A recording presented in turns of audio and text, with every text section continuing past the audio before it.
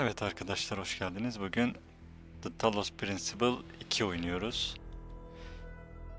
Kendisi 2014'te çıkan The Talos Principle'ın devam oyunu. Yani oyunu muhtemelen biliyorsunuzdur ama bilmiyorsanız kendisi böyle birazcık daha serbest ortamda geçen bir bulmaca oyunu. Neden serbest? Mesela Portal'a bakarsak daha lineer ortamda ilerliyordu. Ama Talos Principle biraz daha açıktı, böyle birkaç farklı yerlere girme seçeneği vardı. Hatta şey vardı böyle, yine bulmacalar oda odaydı. Tabii açık odalar. Odaların dışında kalan alanlarda da böyle ekstra bulmacalar vardı. Açık dünya bulmacası gibi düşünün. O tarz şeyler vardı. Bunda da var mıdır bilmiyorum. Evet, yani hiç beklemedim, bir anda geldi bir de mesela. Bir gün bir baktım The Talos Principle 2 duyurusu diyor. Aa dedim, ne oluyor? Hiç beklemiyordum. Hani Portal 3 duyurulsa yine hiç beklemem. O derece beklemiyordum. Yani ilk oyunu da çok sevdiğim için direkt ön sipariş verdim ama ön yüklemesi olmadığı için anca başlayabiliyorum. Bunu ölene kadar dile getireceğim. Hani benim için bulmaca serilerinin başlarındadır bu seri. Portal ilk sırada, ikinci sırada bu, üçüncü sırada The Room geliyor. Öyle yani. Evet. Kaydımızı oluşturalım.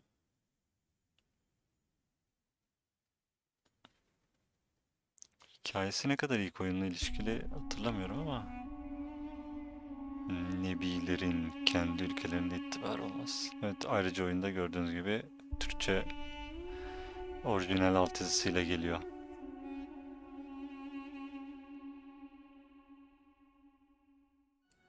Türkçe çevirisi için de çevirenlere ve oyun şirketine teşekkürler.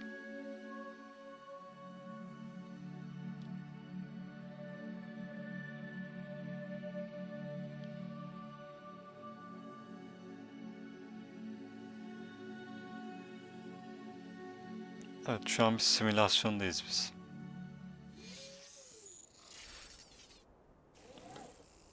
İlk oyunla ikinci oyun hikayesi şöyle. Oyun, hani şu bölge bir simülasyon. Şimdi Elohim konuşacak.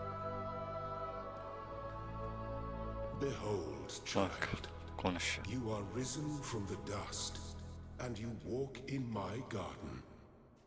Hear now my voice, and know that I am your friend, and I am called Elohim.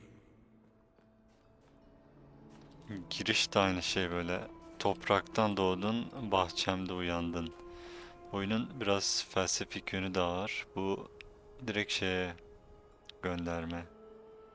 İlk insana, topraktan yaratıldın, cennetin bahçesinde doğdun. Şimdi ilk oyunda şöyle bir mevzu var. Oyun simülasyonda geçiyor. Elohim bizi bu simülasyona tutmaya çalışan bir yapay zeka. Bir de Milton vardı. O da bizi yoldan çıkartmaya çalışan bir yapay zeka. Hani şey olarak, felsefik olarak baktığında Elohim Tanrı'yı, Milton da yılanı oynuyor. Yasak meyveye yönlendiriyor seni. Yasak meyvede bir kule. Kuleye tırmanacaksın. İşte kuleye tırmanıyorsun. Zaten tırmandığında da şey diyor. Elohim bunu yapmanı bekliyordum, bu senin son sınavında falan diyor. Daha sonra kuleden sonra şey yapıyorsun. Simülasyondan çıkıyorsun. Bir robot bedeninde uyanıyorsun. İlk oyundaki karakterimiz ilk uyanan şey, bilinç. İnsanlar yok olmuş. Yok olmadan önce bir proje yapmışlar. Talos projesi diye. Böyle yapay zeka oluşturmuşlar. Simülasyona koymuşlar. Bu simülasyonda da belli zorluklar var. Bu zorlukları aştıktan sonra simülasyondan hazır bir şekilde uyanıyor bir robot bedeninde ve oyun orada bitiyordu.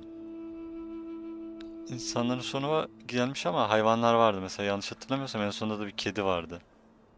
Zaten oyunun böyle tanıtım görsellerinde falan hep robotun elinde tuttuğu bir kedi oluyor. Daha sonra bu yeni robotlar yeni insanlar olarak geçiyor. Yeni ilk doğan şey yapıyor işte, malzemeler topluyor, başkalarını yaratıyor falan filan. Böyle böyle toplanıyorlar. En son 999 tane yeni insan var.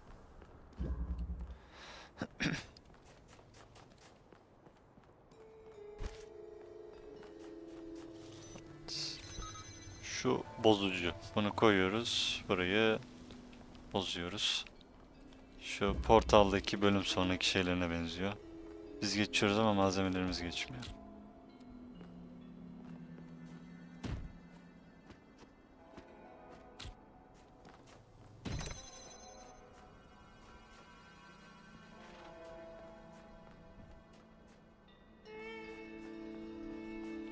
Arada bir FPS düşüşü oldu. Böyle bölüm geçişlerinde falan FPS arada düşüyor. Çok iyi değil. Ama genel olarak bir düşüş yok. This land is but a dream. You will stay here only for a little while. Soon you will awaken in a new world. But first you must undertake the trials of initiation. They will help me prepare your vessel. Normalde Elohim hani bizi burada tutmaya çalışıyordu ama ilk oyunun sonunda artık şey yapıyor. O da tarafını değiştiriyor.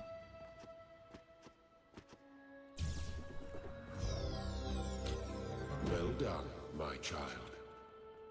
Gideceğimizi kabullenmiş artık.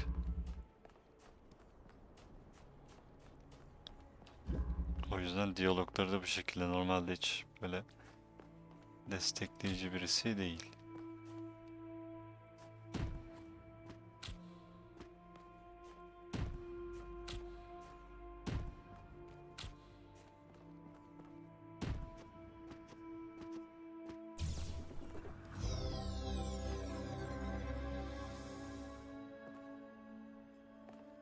Yılan.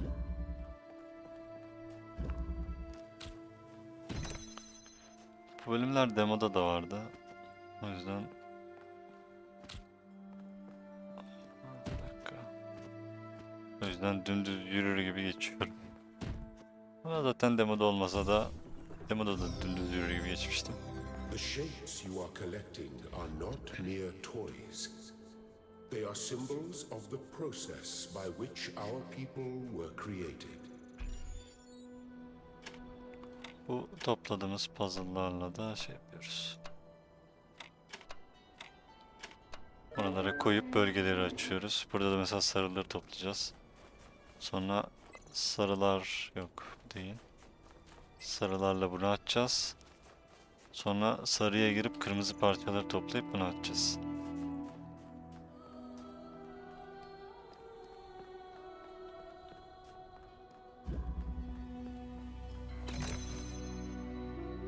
Mesela oyun şunu al dediğinde almayacak. Böyle uzaktan alma olayı yok. Çünkü almak için bunun üzerinden kalkmam lazım. Bunun üzerinden kalktığında plaka kapanacak.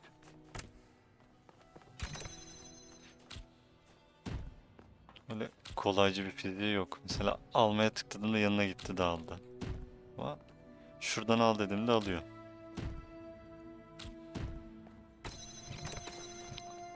Hani 3 kağıt yapayım, oyunu kandırayım, oradan şey yapayım yok.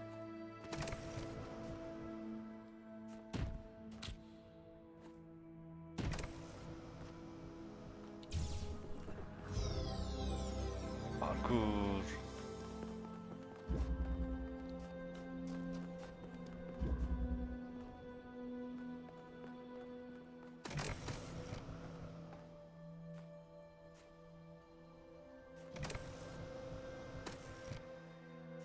Hah.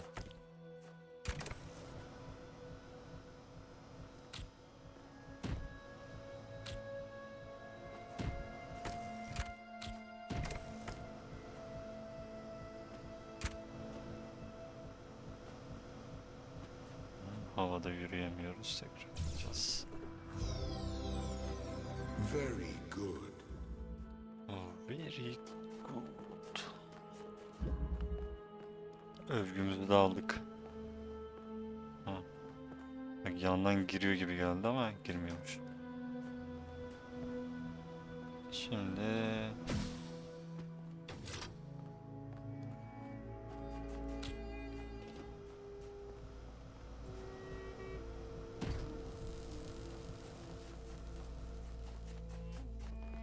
lazeri kestik.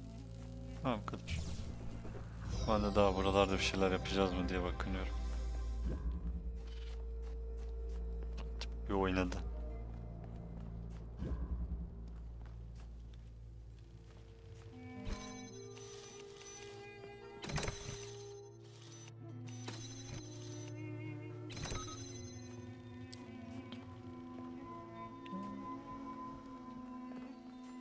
Bizim bırtı birden fazla işe yarayabilir.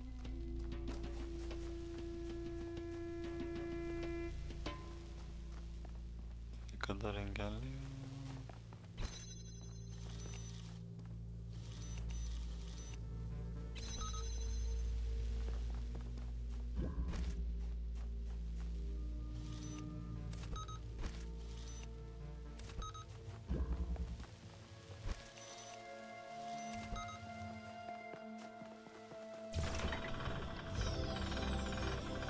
Excellent. Evet, sarı parçaları tam. Ha, QR kodu var. Do not be afraid of these dream figures and their messages. They are merely aspects of yourself, as am I, after a fashion. Yani ilk oyun oynayalı bayağı oldu da Elohim'in böyle destekleyici konuşmaları garip geliyor. Normalde bunlar şeytanın oyunu, şey yapma etme.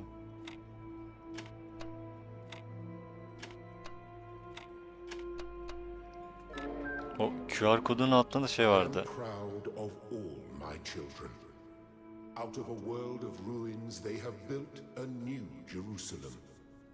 And there your brothers and sisters await you to celebrate your birth. O QR kodlarında şey vardı. Et bir şey yazıyordu. Orada mesela Steam'deki arkadaşlarınızın adı falan yazıyor. Millet bana atıyordu. Senin adın var burada diye.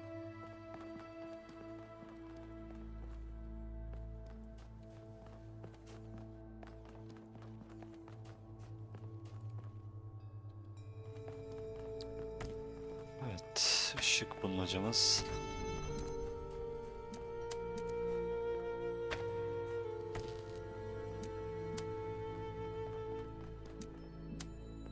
Mesela şöyle koyarken ikisi de renkli yanıyor. Mesela şuraya getirdiğimde rengi hafif söndü. Tabii daha ayırt edici de olabilirmiş ama.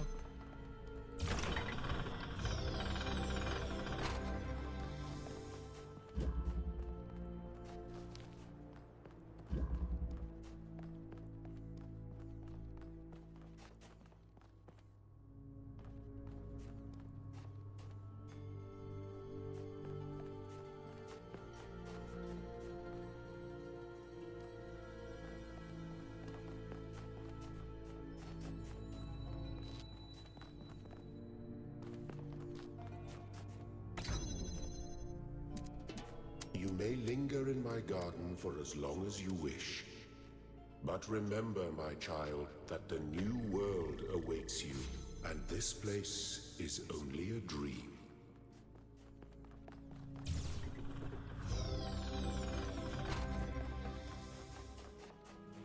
Tamam Elo'cum gidiyoruz ya. Merak etme. Kalıcı değiliz. Bir tane atladım mı? Ha buradaymış.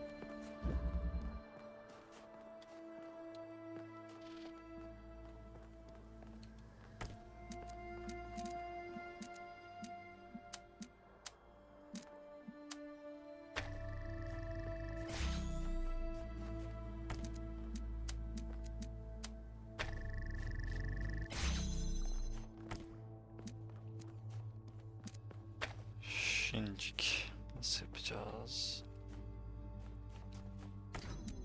Öncelikle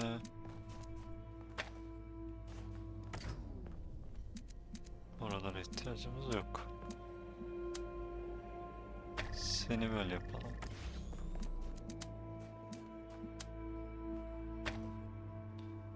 Alırken de sağ tuşa basarsam mevcut bağlantıları koruyup alıyorum.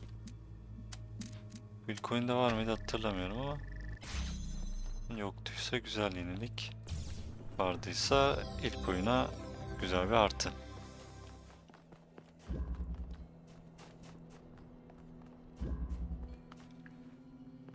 İki renk, iki kapı.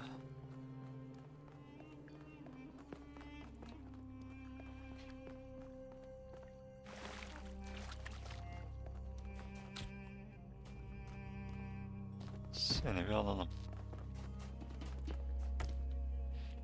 Seni de alalım.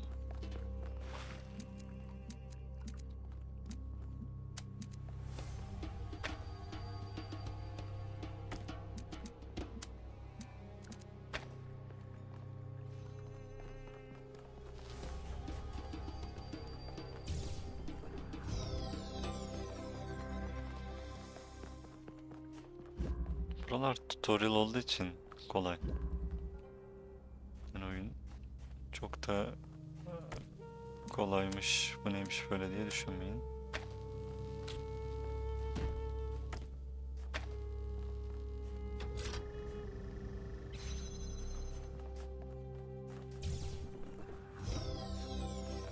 Thank you, child. I have finished preparing your vessel. Now hear my advice. A new world awaits you, full of dangers and mysteries, signs and wonders. Things that I in my garden could never have imagined. In that world you will have to be careful and smart and curious. But above all else, you will have to be human. Önce insan olacaksın diye. Step into the light, child, and awaken. Hepimiz aynı gemideyiz. Işığa yürüyelim ve uyanalım.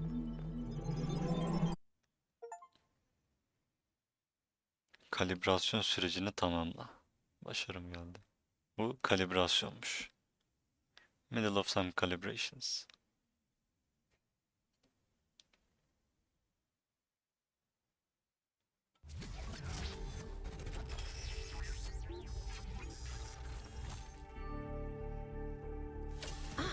You're awake. Welcome to the world of the living. Yaşıyorum. Ne oluyor? Selam, tanıştığımıza sevindim. Ne oluyor diyelim. That's not an easy question to answer. But the first step is this. You've been born. Your body was completed. You were booted up, and now you're here. And rather confused. Don't worry. Everyone is confused at first. You see, we all start out without a full knowledge of our own history, so we have the freedom to form our own opinions. Of course. You want the short version or the long version?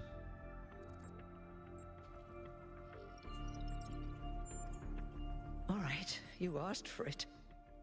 A long Biraz time ago, backstory. our ancestors dominated this planet.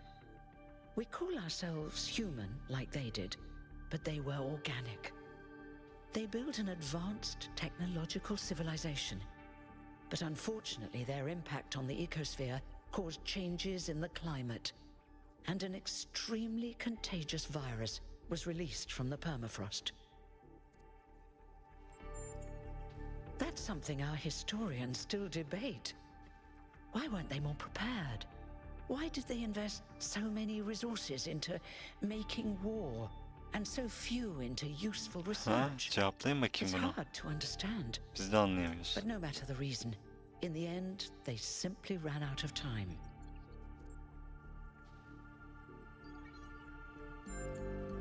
A team led by a scientist, Alexandra Drennan, began a project that was intended to create a new humanity. But knowing that there wasn't enough time, Drennan initiated a process, a series of iterations inside a simulation that would lead to the emergence of true artificial intelligence. That's why we remember Drennan as the progenitor. The simulation was controlled by Elohim, who wasn't really meant to be intelligent in the proper sense of the word. But it all took much longer than anyone had expected. And over the centuries, Elohim actually became sentient. Sentient and afraid. He didn't want the simulation to end, so he tried to cheat. I feel sorry for him, really. Aga be. The whole simulation was built around learning to defy him. It must have been hard to be in that position. Evet, mesela bu When the farkıydı. simulation was completed, he became part of all of us, and it really changed him. It freed him, I think. You'll always hear him in sleep mode, taking care of you. That's what he is, after all. A caretaker.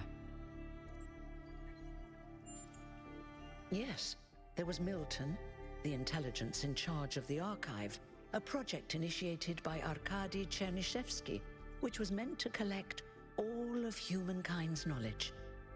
His story is a lot like Elohim's, but Milton became the ultimate cynic. They say he's part of us too, in some way. It did. Long after our ancestors died out, the first new human was born. We call her the Founder. Bu da ilk oyundaki Although the name she karakterimiz. took was Athena. She then woke up Cornelius and Eustathius. Together, using the tools left behind by the progenitors team, they created 10 more humans. These 12 who followed the Founder are known as the First Companions. Athena and the First Companions then set out to rebuild the world, and they founded the city of New Jerusalem. But then one day, she suddenly disappeared. Many still await her return. Before the Founder vanished, she set a goal for this city. We call it the goal, capital G and all. To make 1,000 new humans, and so complete New Jerusalem. Well, that's the official story, the way the mayor tells it. Some of the First Companions, like Byron, don't believe that Athena really wanted us to stop growing. They think her ideas have been twisted and embellished. They may be right, but I didn't see Athena very much in the years before she left. Maybe actually leaving the simulation and seeing the destruction left behind by our ancestors changed her mind. You're welcome. If you have any more questions, feel free to ask them. When you're done, Güzel bir head özet geçti. outside. They're waiting for Benim you. anlatmama gerek Your kalmamış. birth is quite the event.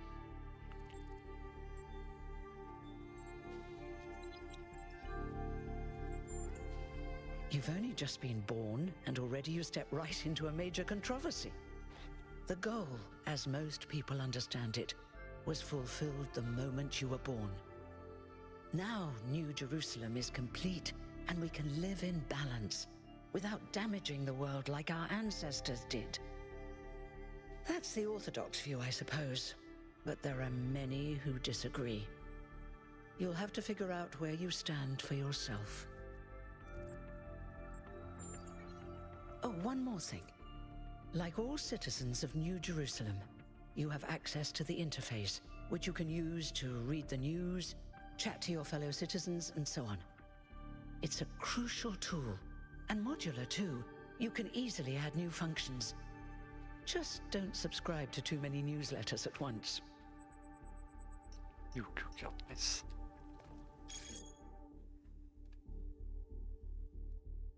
Moderatörler. İyi. Burada şeyler var. Konuşma geçmişlerimiz.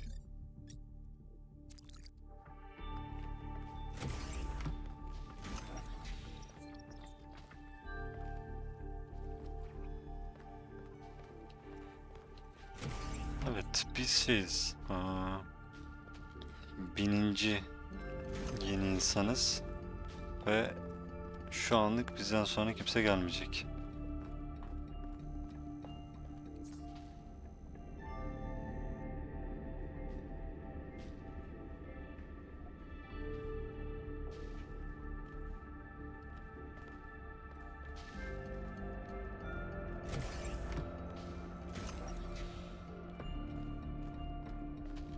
Şehrin amacı buraya bir şehir yaratıp 1000 tane yeni insan yaratmak ve bizle beraber amaç yerine geldi. Bakalım şimdi ne olacak? Look, it's 1K. Hey 1K! Welcome to New Jerusalem! Shouldn't the mayor be starting his speech? Herkes de renkli renkli. Interesting. At least give him a chance.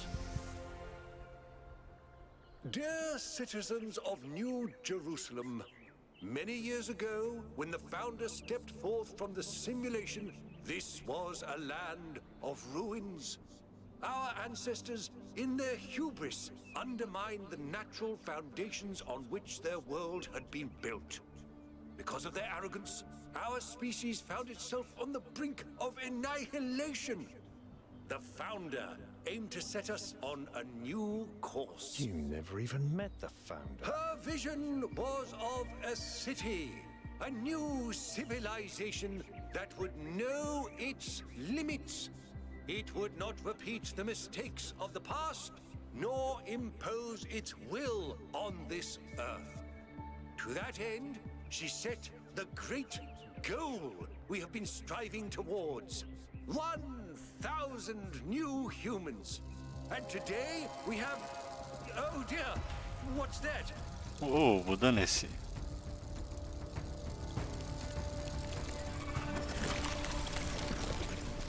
People of New Jerusalem, I am Prometheus, and I will reveal that which was hidden.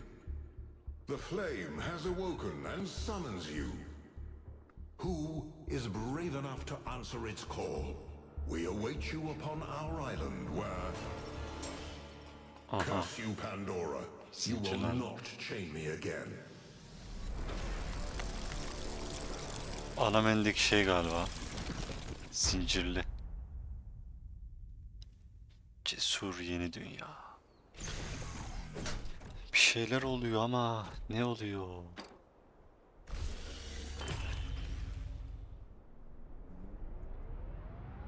Dayılar nasıl gidiyor? Small talk yapmıyoruz mu? Ha? I told you we should have investigated those energy readings. And I told him there's something up with those structures. The mayor's just being cautious. This isn't caution, it's stagnation. Exploration, too sen de dangerous. oyna benden Expansion, sonra. too dangerous. We barely even Da benle scavenge beraber. anymore. You call it stagnation, I call it balance. And I call you an idiot. Here's a thought. Try to be a little more diplomatic when you talk to the mayor. See what I'm working with here, 1K? I'm gonna need a fresh pair of eyes on this expedition.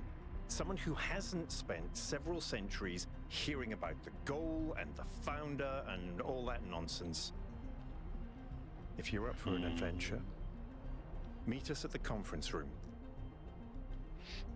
Bak yine bir FPS düştü. Ama sen gelene kadar muhtemelen ben bayağı bitiririm oyunu. İlk oyun da uzun da hani öyle kısa oyunlarda değil.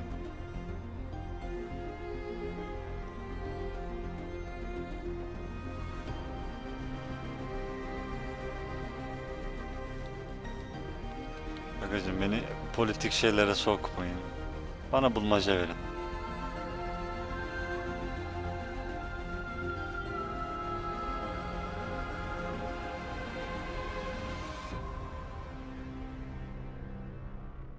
Niye olmaz? Soksunlar mı?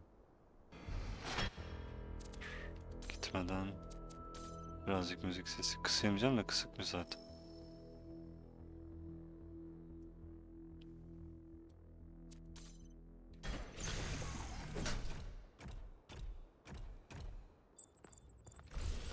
Antiye katıl. Mesela böyle şeyler What's broken now? İlk oyunda yoktu. Böyle işaretler falan. Açık dünya oyununa dönmüş.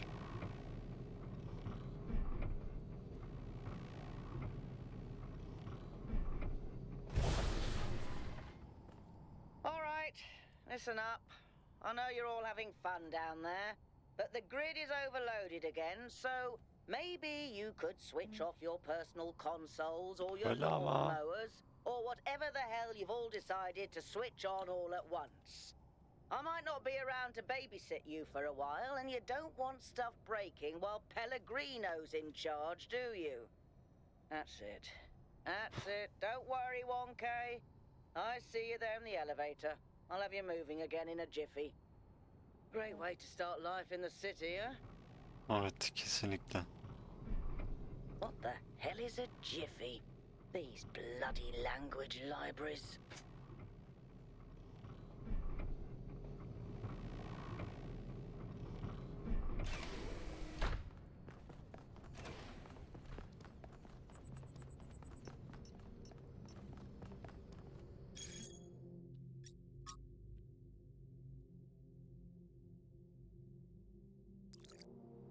Hey, hold on there. Dogi. You're the newbie, aren't ya? Number 1000. I figured the dam would go dry before we reach the goal. I have a question. How does it feel to you to be born with a randomized psyche into a society of autonomous thinking machines which so much resemble their long extinct ancestors, they've decided it's best that you're the last one ever made?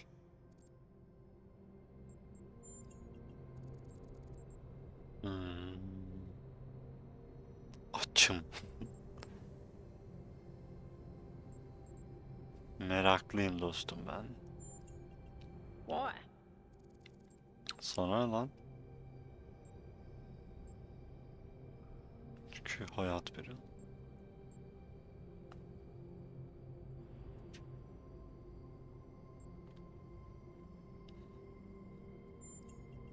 So, the algorithm assigned you the optimism trait.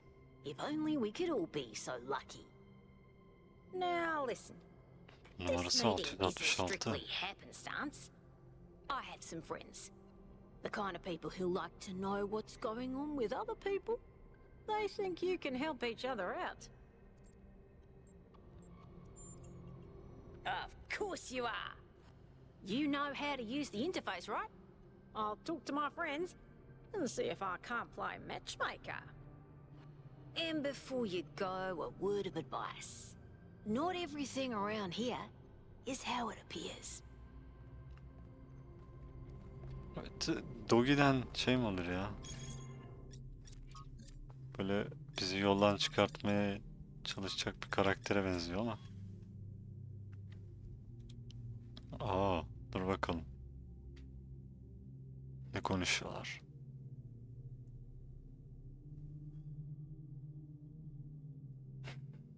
Fotoğrafa bak. Bizim avatarımız ne? İşte renkli renkli bir şey koymuş.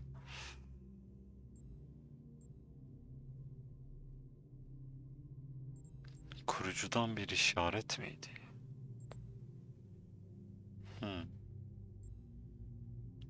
Şimdi kurucu Athena. Bu Prometheus. İkisi bağlantılı olabilir. Belki de onunla alakalı bir şeydir. Bizim fotoğraf niye böyle şey? Renksiz.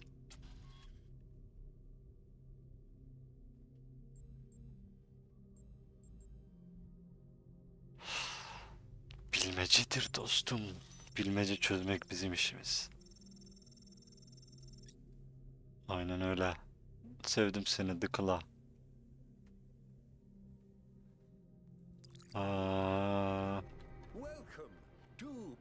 İnş yaşanır diyeyim. Akşam yayın açarsam akşam beraber nasıl oyun oynayacağız?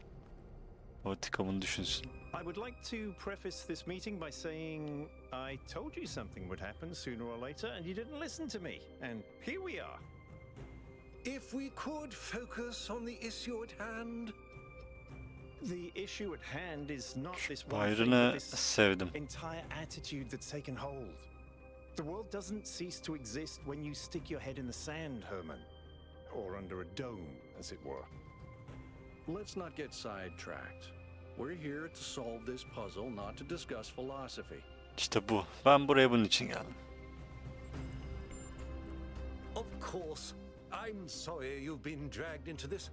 I'm sure this sort of adventure is the last thing you were looking for on your first day.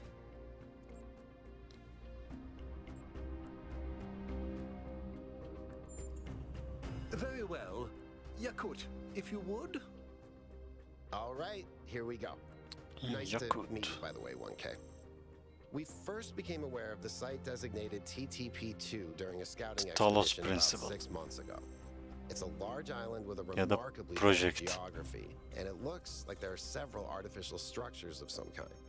We recorded extremely unusual fluctuating energy readings from somewhere in the middle of the island, but couldn't really make sense of them.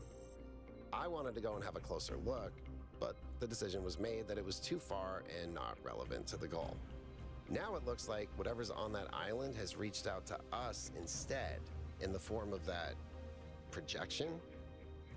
We may not be interested in the island, but the island is definitely interested in us.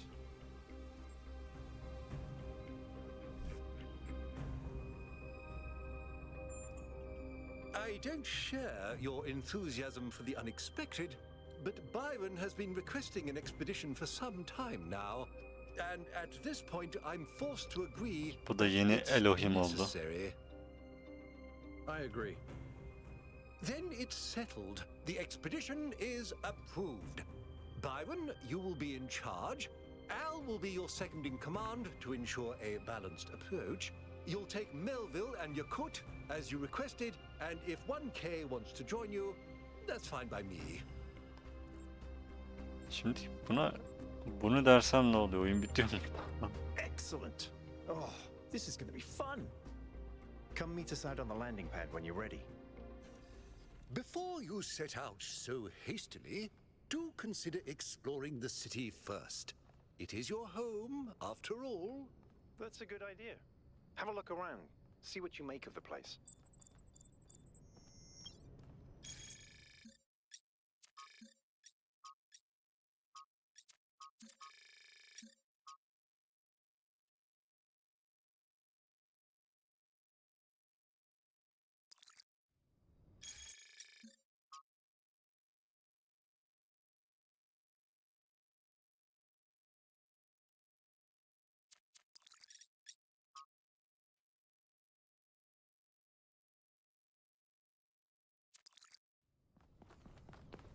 Ben demoyu oynarken şehri keşfetmemiştim. Ama gitmeden önce bir keşfedelim. Yani geri döneriz herhalde ama diye düşünüyorum. Attention all citizens. Due to the new power management and distribution plan, there will be scheduled outages on Jameson Avenue and Rakovsky Plaza. The Gehenna Memorial Pavilion will Döneriz remain ya. closed for the time Değil mi? being. Değil mi? Thank you. Değil mi?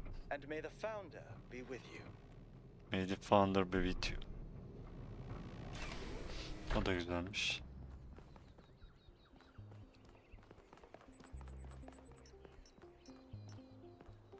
O şey var, direniş var. Konuşmuyor. Hello, 1K. Welcome to New Jerusalem.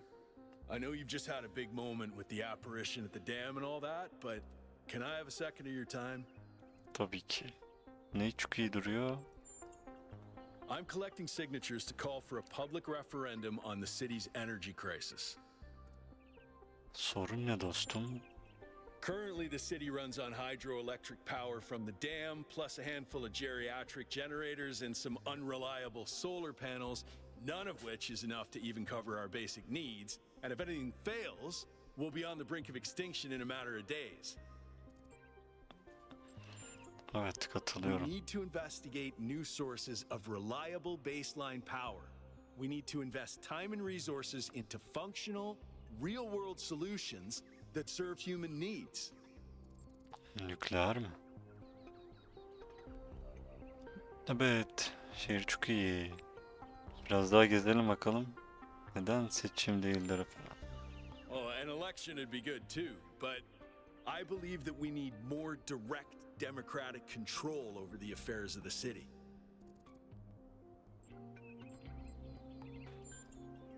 No, I help run the public transit system, but I witness the impact of the city's power problems every day.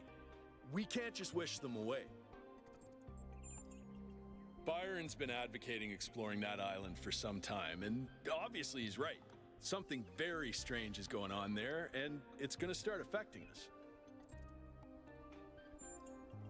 In all honesty, I think Byron is the smartest, most visionary person in this city. He's everything we need, and I don't understand why he won't run for Benden mayor. sonra diyelim lütfen. Şimdi zekamla 16 edince alınmasın ama yine de sevdim Byron'ı. Neyse, Change.org'dan imzaladık. I don't know if this petition will really accomplish anything by itself, but at this point I'm willing to try anything. Yok, sevmiştim ya. Byron böyle gidelim araştıralım şey yapalım dedi. O şeyi sevmedim. Belediye başkanı.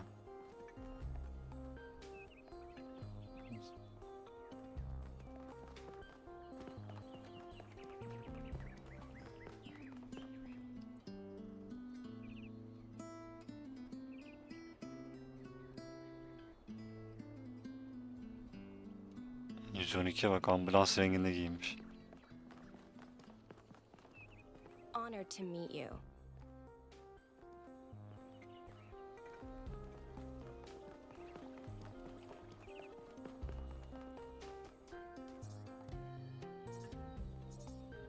Simülasyon müzesi. Dostları çardağı mı? Oğlum ne yaptınız lan? Nasıl bir şehir kurdunuz buraya? Happy completion day. Anıt sergisi. Dur bakayım. Ha, şu bilgisayarlar şeyde vardı. Simülasyonu çok kullandım.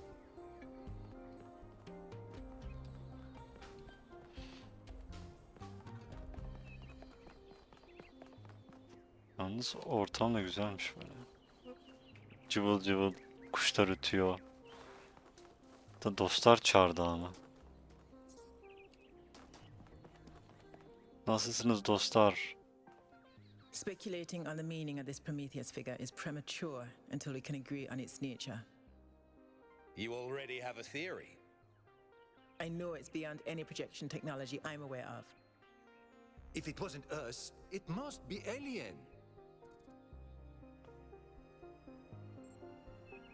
Uzaylı ne oğlum?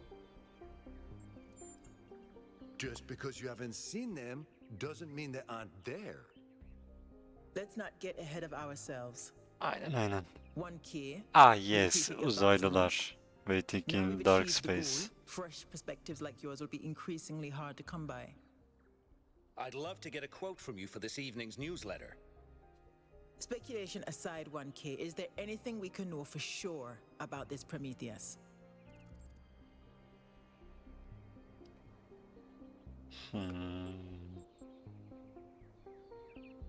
Şehrin içinden gelmedi bence. That's possible, but you can't be certain. Evet, What nasıl we do be? know is that it was human in appearance. What does that suggest to us?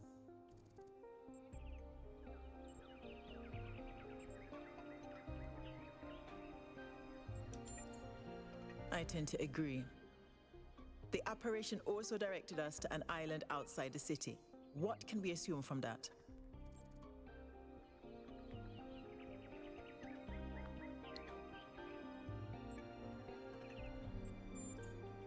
Caution, certainly, but we have no strong reason to be suspicious.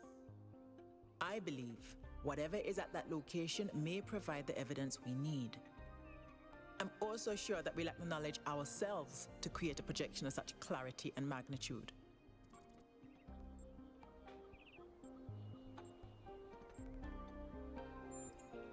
Precisely, and that's something we can change. What makes you think it was a projection at all? How do we know it wasn't just a mass hallucination? I considered some kind of bug in our code. But if so, it would have to be shared by all of us. So, we're speculating again. We've locked in the premises. I'd like to hear 1K's best guess.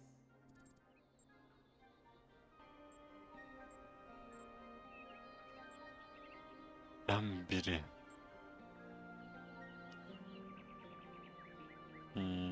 Düşünelim.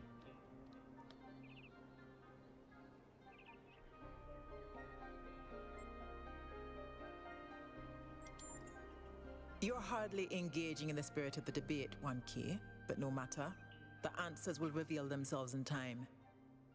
I hope the next time we speak we'll have a bit more data to go on.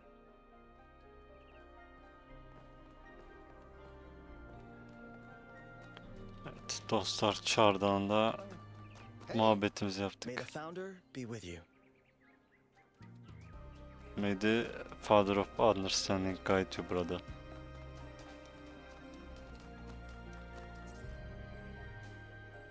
Burada da konuşmalık biri var. Sonra dönüştük için.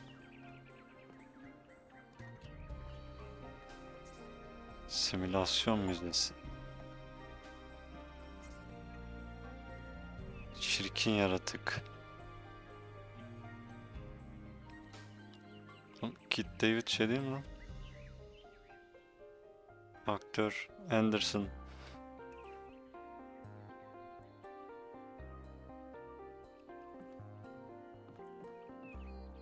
Anderson ne alaka? Ejderha.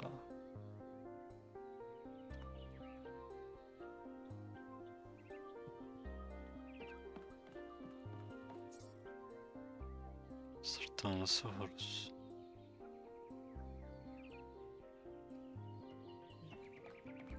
Sen kimsin? Bak ne diyor. 1453 yılında nihai düşüşü. As as as.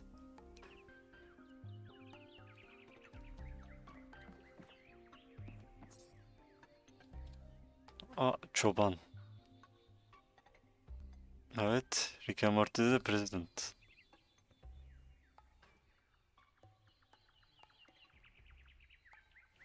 Şeyde de yanlış hatırlamıyorsam Destiny 2'de de Lance Reddick'in karakterini seslendirecek. Commander Zavala. Belki onu da girmişlerdir IMDb'sine.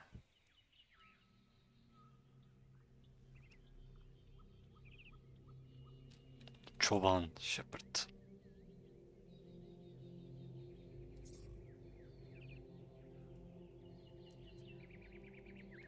Cornelius ilk yaratılanlardan. Greetings. Welcome to the Museum of the Simulation. My name is Cornelius. It's a pleasure to meet you, 1K. Yes. Athena activated myself and Eustathius shortly after she was born. We've been here almost since the beginning, although we didn't have to pass through the trials of the simulation. She did that for us. For everyone. She was human. That's a Birazcık sorgulayalım. Bu belki bir şeyler Perhaps biliyordur. one day we'll find out. But until we do, why don't you think about it? What could make the person who started all this want to leave it behind? Güzel bir soru. To remind people of where we came from. The simulation shaped us, whether we like it or not, and its lessons remain important for our future. As Santayana said, those who cannot remember the past are condemned to repeat it. İyi demiş. The simulation was created by Alexandra Drennan and her team at the Institute for Applied Noematics. It was intended to create a new humanity, to continue the long journey across time and space that our ancestors began. It succeeded, although it took much longer than they had anticipated. Elohim was the caretaker of the simulation, a crude storytelling AI meant to create a continuous narrative out of the building blocks it found. His role was ultimately to be challenged and overcome. But as the centuries passed, Elohim became more intelligent than he was intended to be, and started to fear his own end. Or more precisely, the end of his purpose. He feared a world without meaning. Because of his fear, he tried to sabotage the process, to keep the simulation going forever. But in the end, Athena overcame him anyway, and he accepted the sacrifice he had to make.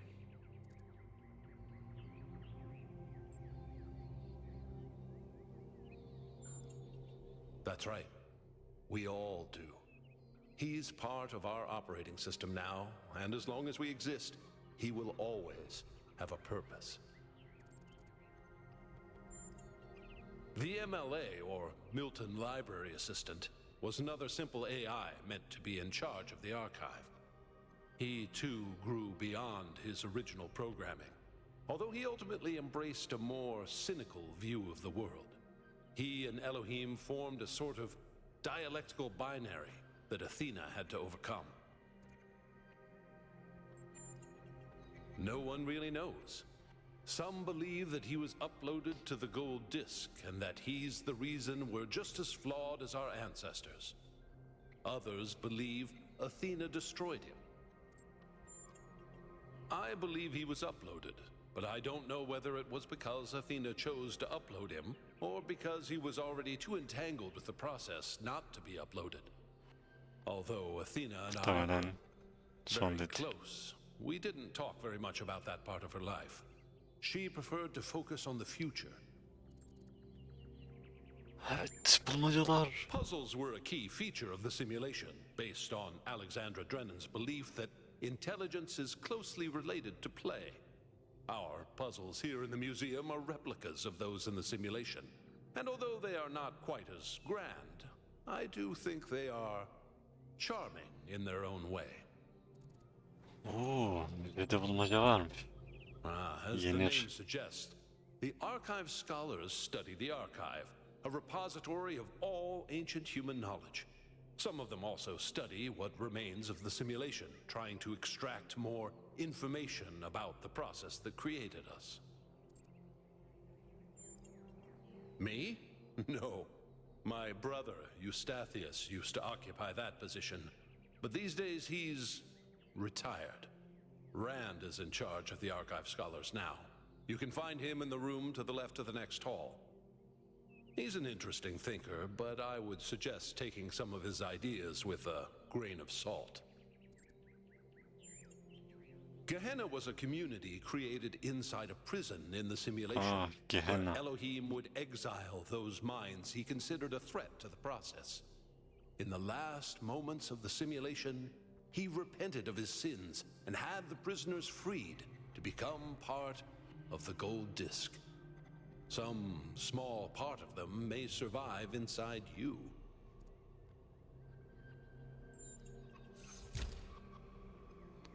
Gehenna diye de bir şey vardı, DLC'si vardı. Road to Gehenna.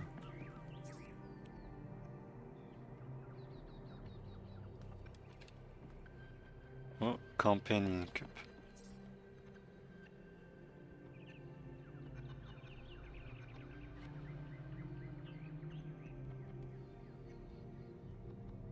Simülasyonlarda şu bilgisayarlardan vardı, hep bunlarla Milton'la konuşuyordu, böyle şeyler falan vardı.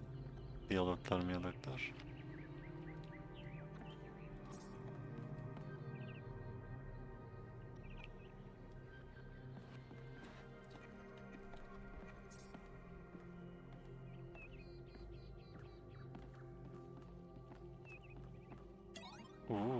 Bilgisayarı mı kullanıyoruz?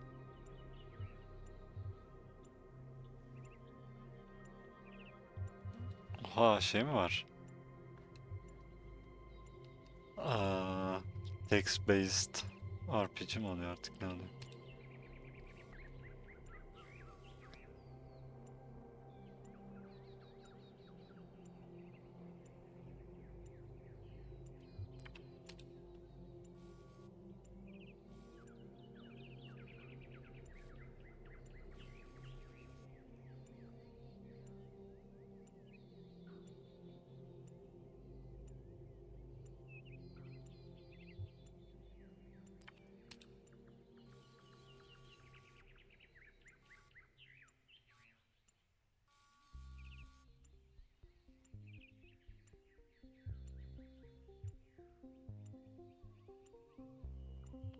Milyarderler mi istiflemiş? Çal lan o zaman.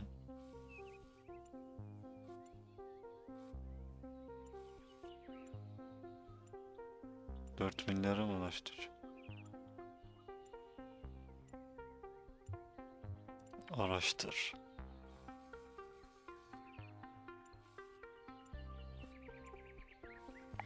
Öleceğiz.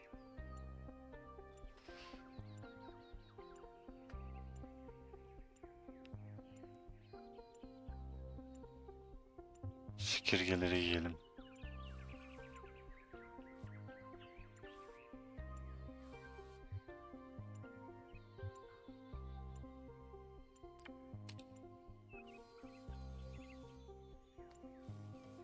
...99...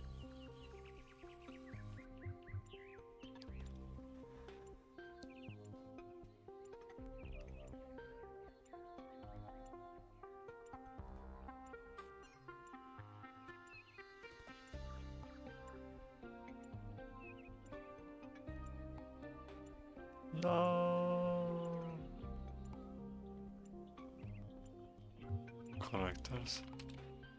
Bu neymiş?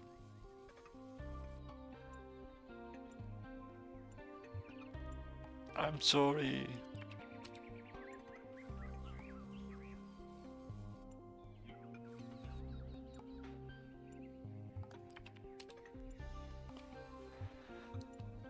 Tekrar deneyeceğim. Bu sefer çekirge yemeyeceğiz.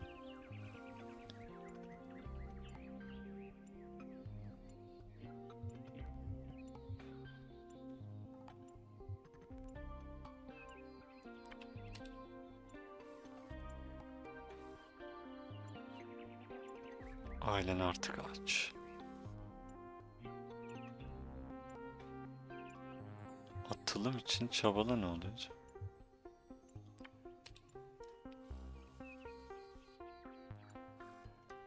Evet, bizi burada minik bir simülasyona soktu.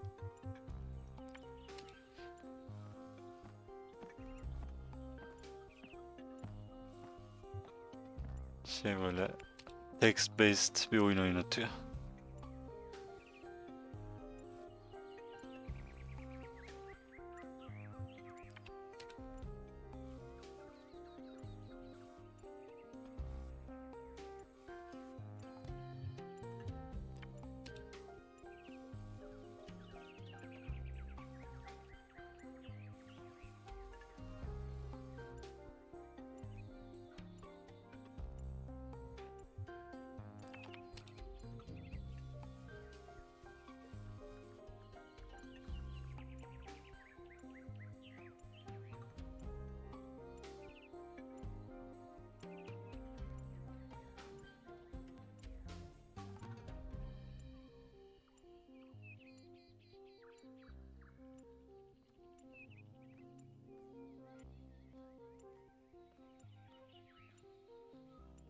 Evet, zafer. Onu kullanınca hiçbir şey olmadı ya. Bu sefer atılım yapacağım. Atılımın ne olduğunu merak ettim. Çalarak başlayayım.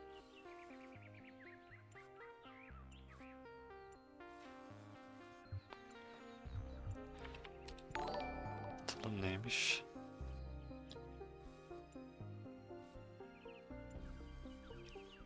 Hoş geldin Ovatika.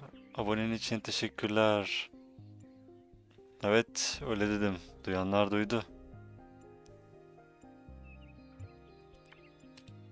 Akşam yayın açsam ne zaman oynayacağım?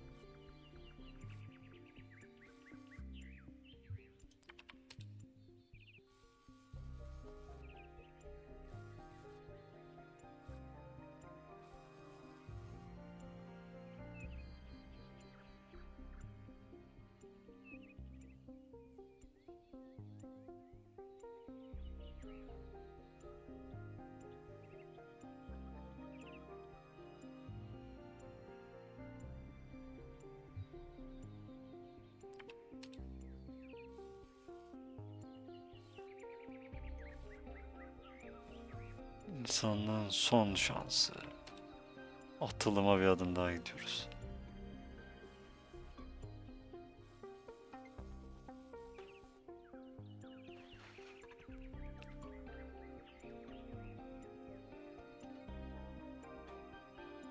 Aynı yere geldi bu. Bak özel yeteneği kullanıyor.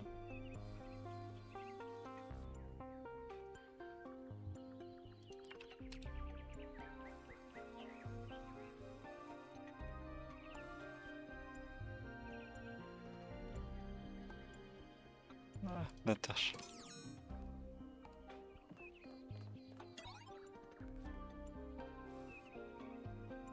Mutluluk 1.html.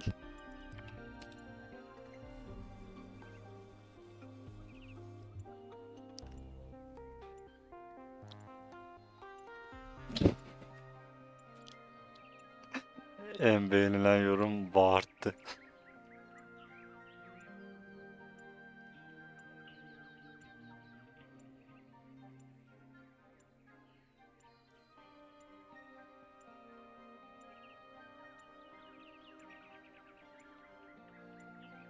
Hani sen o kadar felsefe yaparsın, adam böyle bir cümleyle tokatlar.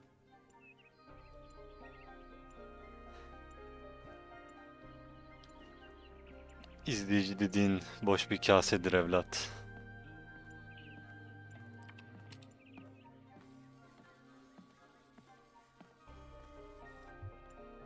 Dur bakalım bu ne diyor? Mutluluk maddidir diyor.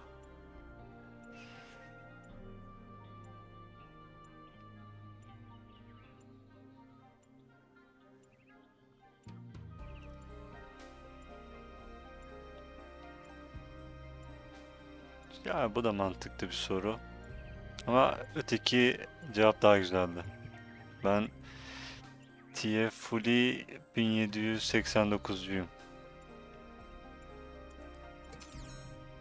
Oyun bulmaca oyunu da şurada bilgisayar buldum birkaç tane, onu geziniyor.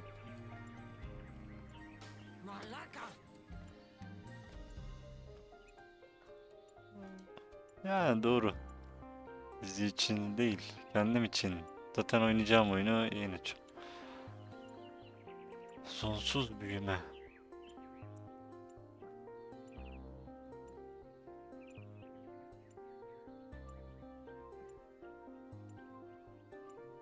Kardeşim sonsuz büyüyoruz işte.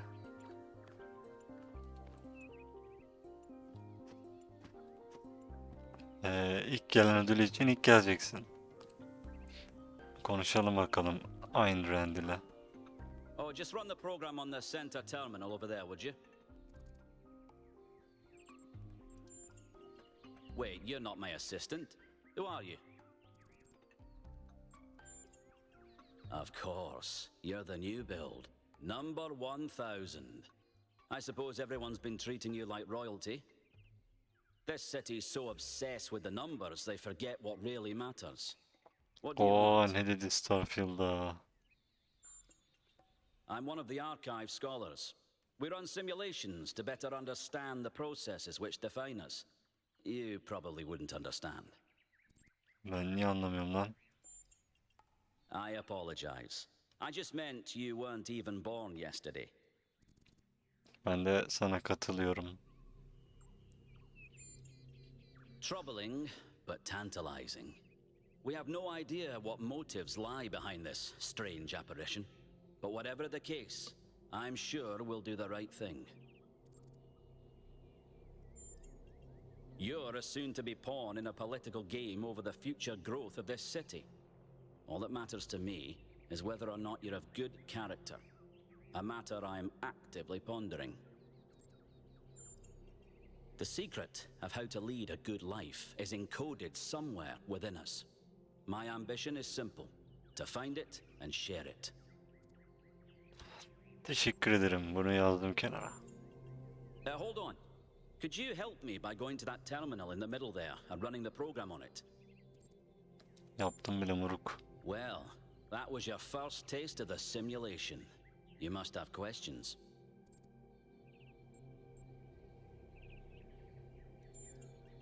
Before our ancestors died, they built an iterative simulation, gave it access to the archive, and hooked it all up to the hydroelectric dam which still runs this city. What you experienced on that terminal was one of the fossilized remains of that program.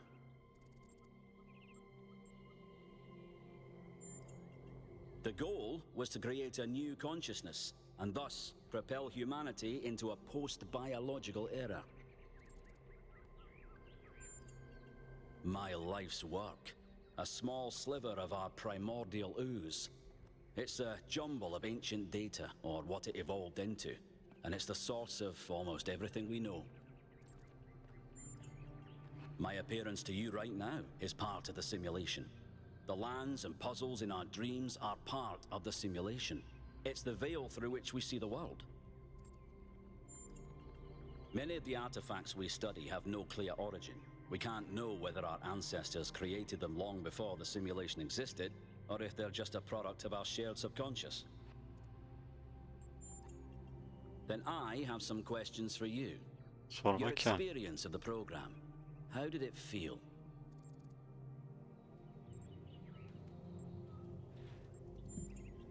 Isn't it? It may not immediately seem like it, but all the answers we could ever need are encoded into every fragment of the archive. The interesting thing about this particular program is that no matter what choices you make, an ideal outcome seems to be impossible. It seems to demand sacrifice. Did you have the same experience?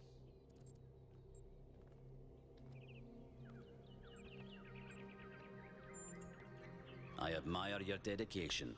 That is precisely what's required if we're to understand ourselves fully. Who did you save?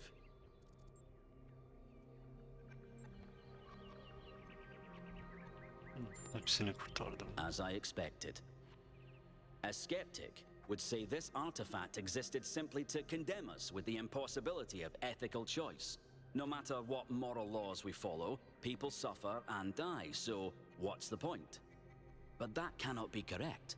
We must be missing something. What is it trying to tell us?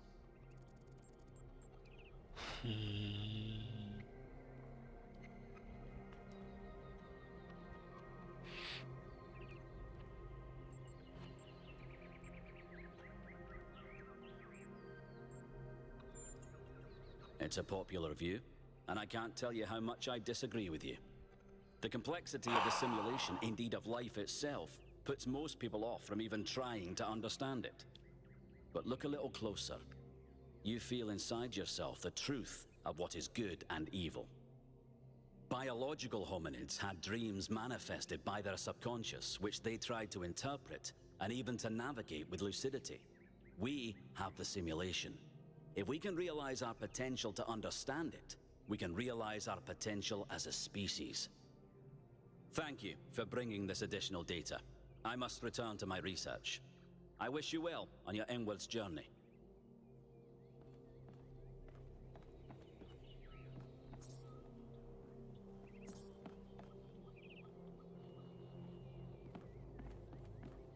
Karşılıklı aynalar mı? Neymiş?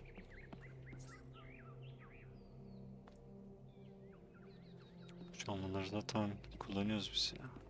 Şu ışık çıkartıyor. Aşağı giden hedef. Aa, bomba bu.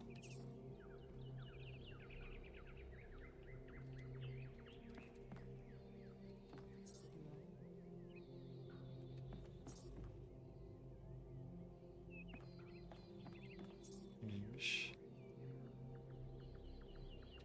Ha, tamam.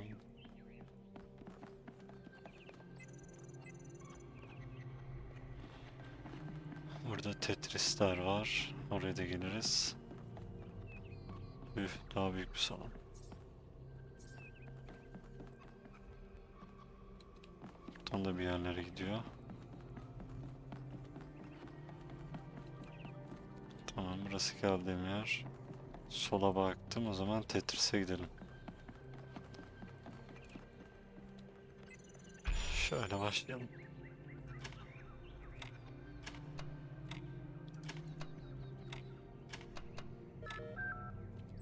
Asıl bulmacalara gitmeden burada da minik pratikler olsun.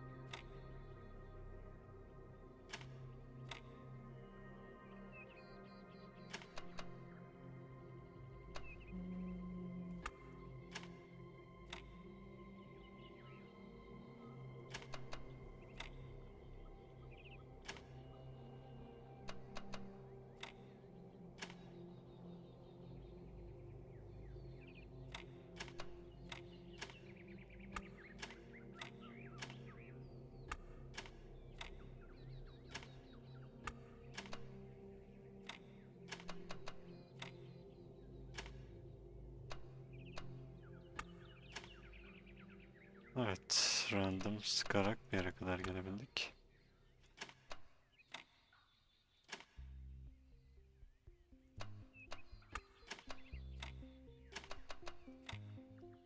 Buraya kadar tık tık tık ne güzel gelmiştik.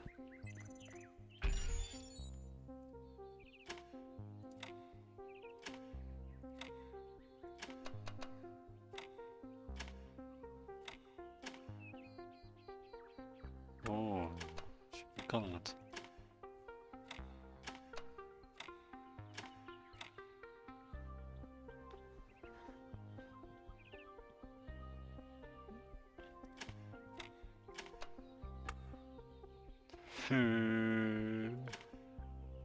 Seni hayal kırıklığına uğrattım. Üzgünüm.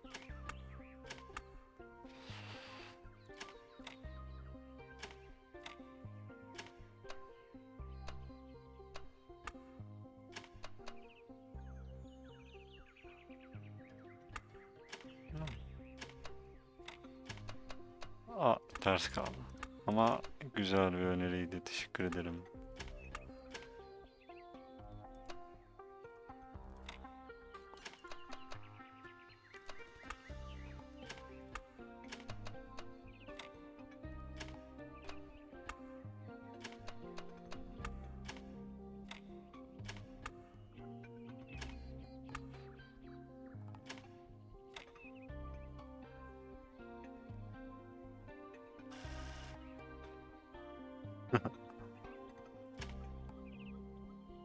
Evet, birazcık dağıttım maalesef.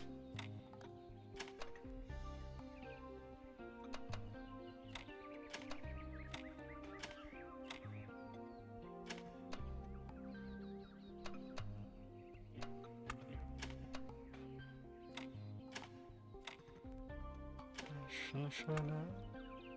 Şu kareler iş bozuyor.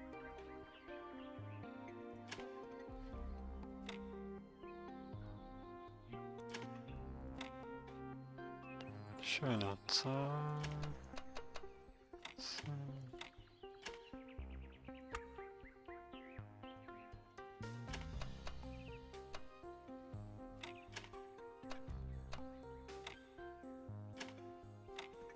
Erken şekil yaptık, ondan oldu.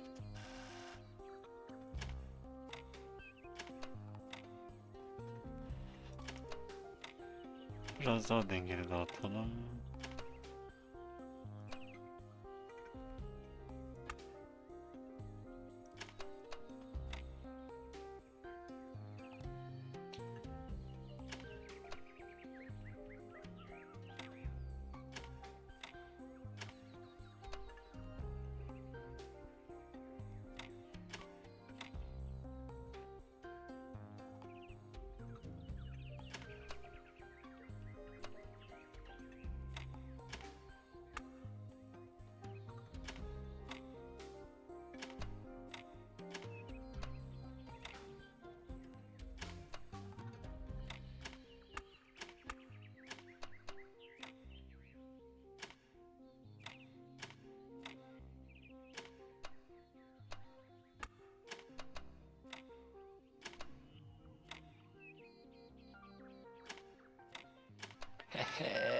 Kolaydı.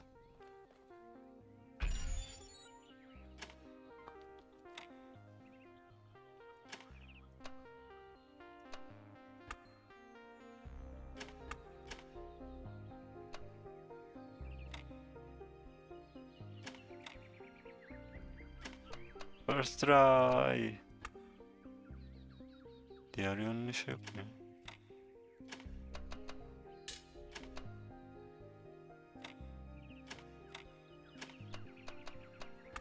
Garip.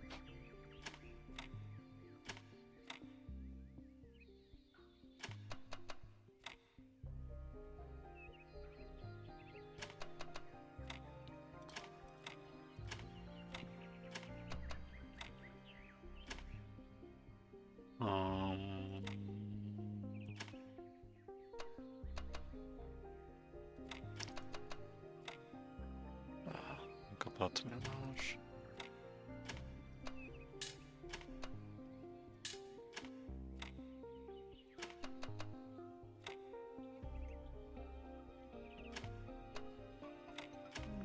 en sonunda uyuşmayacaktı.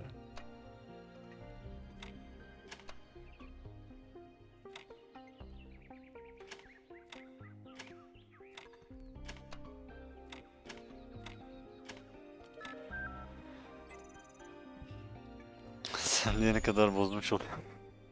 Hadi bir sıkıntı var. Zor, genişmiş.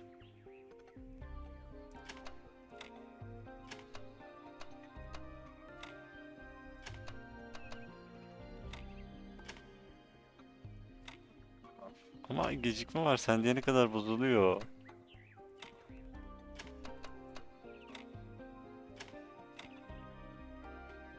Hani böyle geri alma falan da yok.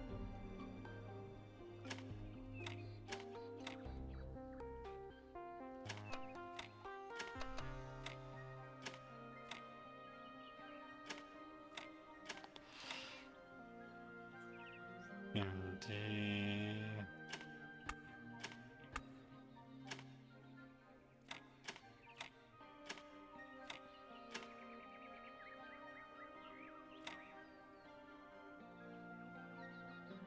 Çok fazla bozmadan bunu düzeltebilir miyiz?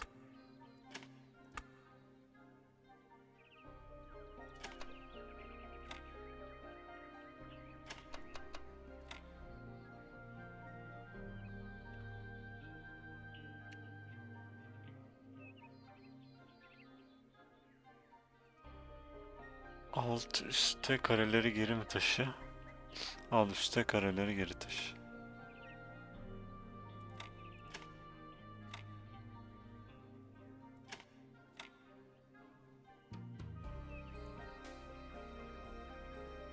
Tamam, şu an durdum.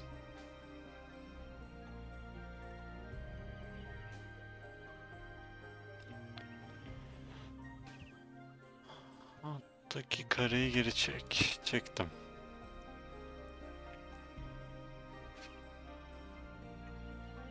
Sol alttaki dediğim bu mu?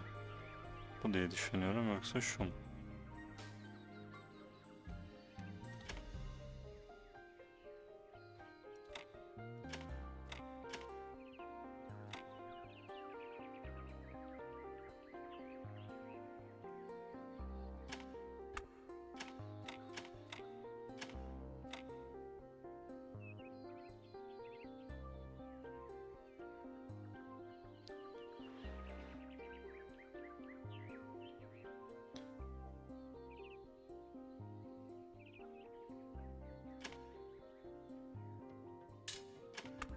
Şöyle yapsak.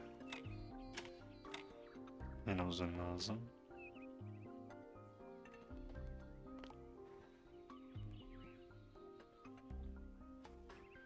Olsun. En azından denedik. Hani buradan kurtarmak sıfırdan yapmaktan daha zor.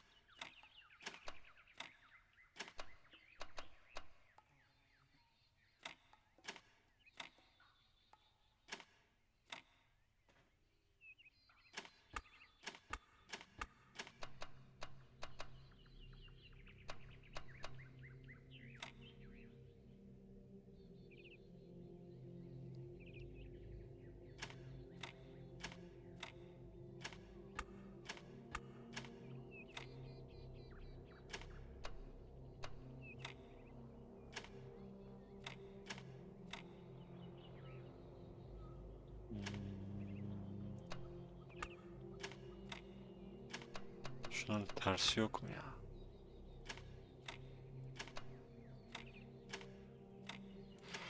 Yeter. Buraya kadar gelip saçma sapan bir yerde kalıyoruz ya.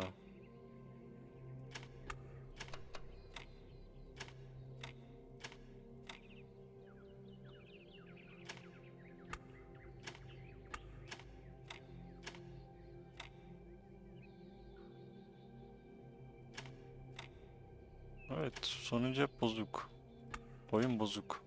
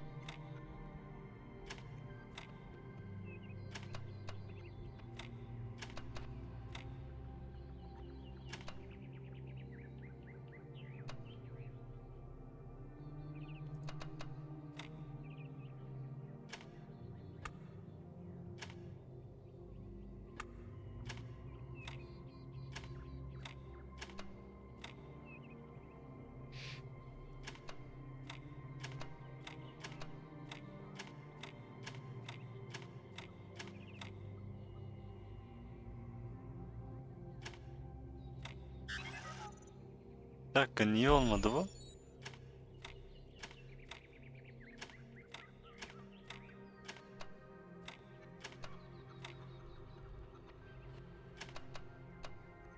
Evet, olmuştu.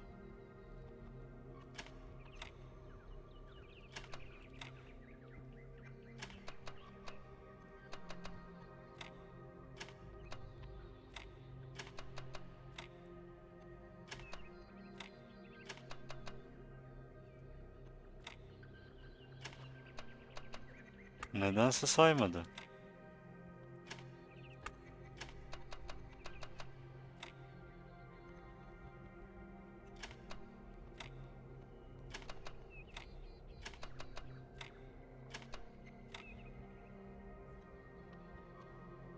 Tamam işte, daha ne?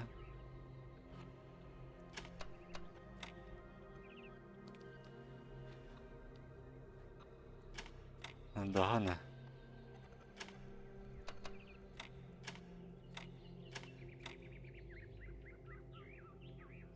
Şu çizgilerin bir anlamı falan mı var?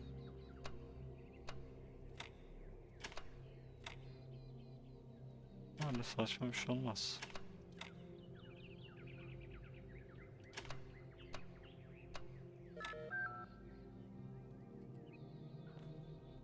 İlginç.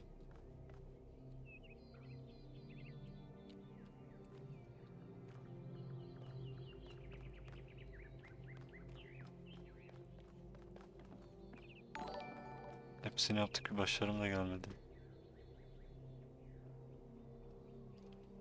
Evil Unicorn, hoş geldin. Takibin için teşekkürler. İlk oyunu oynamış mıydın?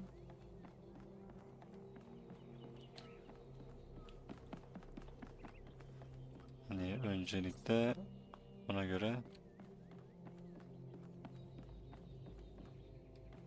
Yani ilk oyunu oynayıp hani ona göre karar versen senin için daha iyi olur. Çünkü hani şu ana kadar bayağı benzer. Tabii yeni bulmacaları var, direkt ilk oyunun kopyası diyemem de.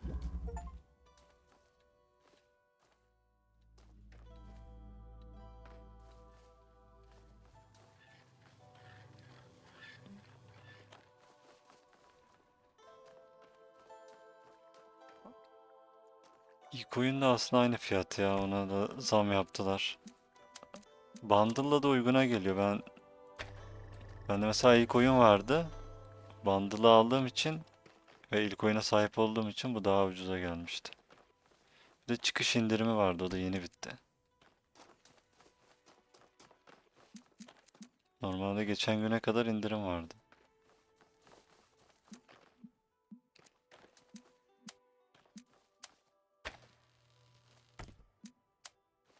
Ama şu an yok muhtemelen.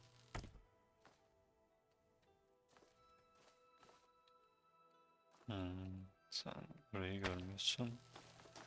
Seni bir taşıyalım. Yani şu an oyuna yeni başladığım için kesin al veya al diyemem. Al veya alma diyemem de.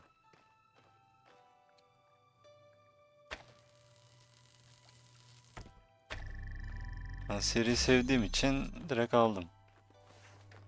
De ileride zamlardan sonra, Steam fiyat şeyinden sonra kaç paraya gelir? Onun için bir şey diyemem. İlk oyunu Epic ücretsiz vermişti. Eğer orada varsa buradan oynamakta bir seçenek olabilir.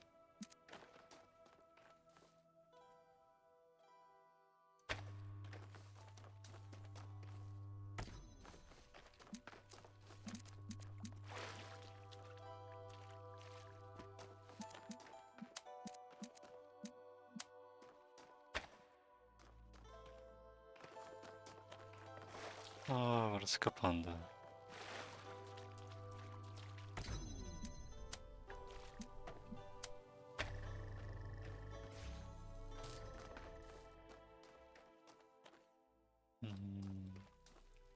Şimdi ışıklar çıkışıyor.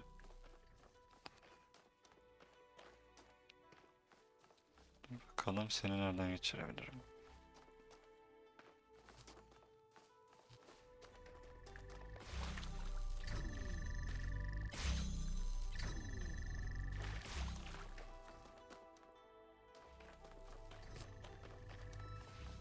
tane boşta var mı elimizde?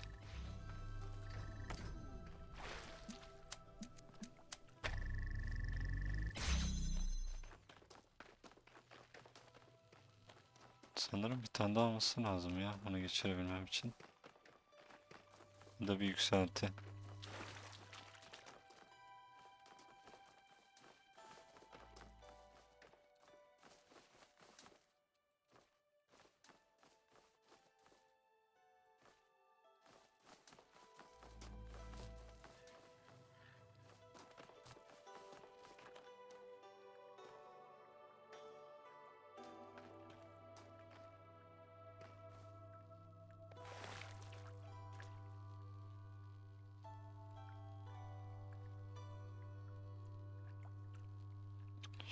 Şimdilik.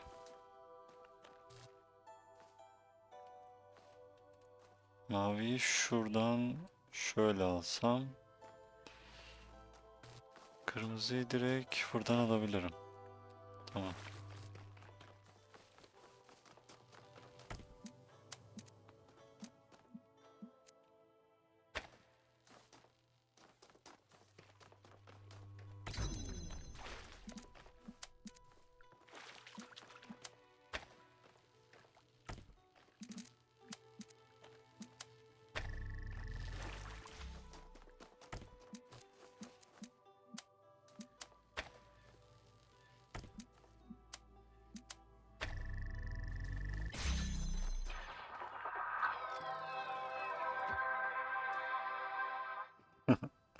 Simülasyon gibi havada uçmuyor.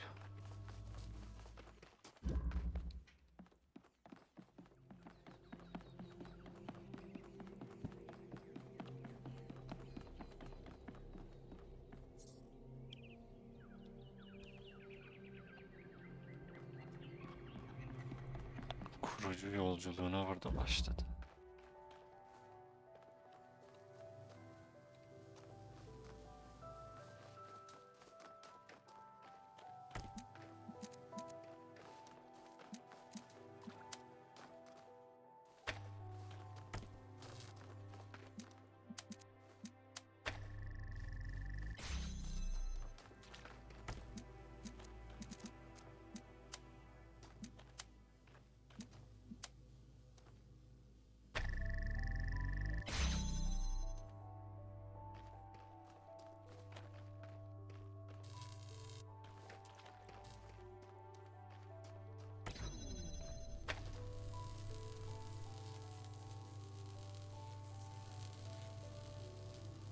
Yapma be.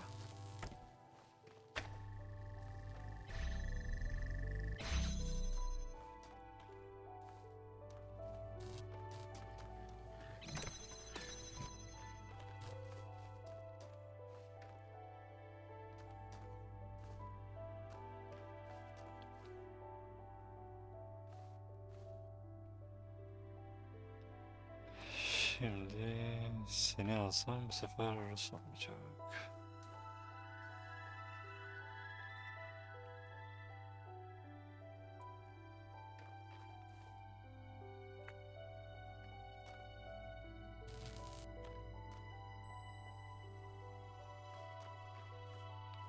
Bunu alsam burası kapanacak.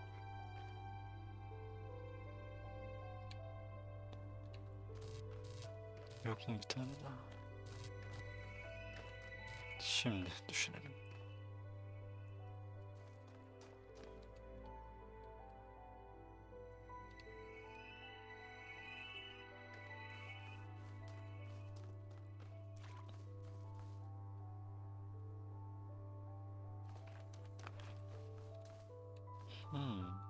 Şöyle yap.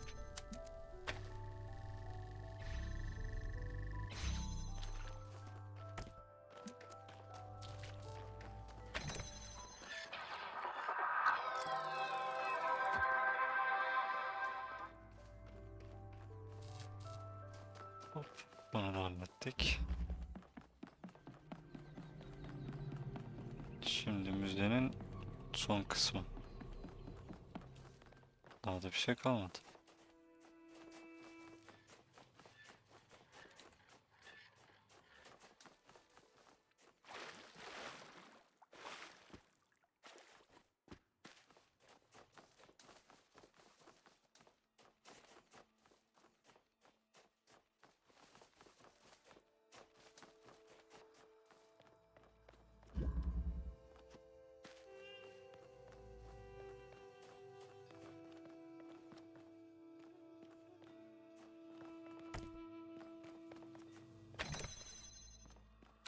Hemen küpümüzü şuradan bir alalım. Başka bir şey yok değil mi?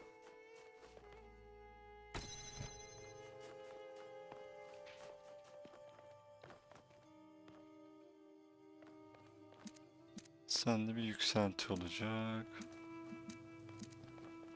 Seni de alalım. Sen de işimize yarayacaksın. Önce işe yarayacak şeyleri burada bir toplayacağız. Yol budur. Final burası.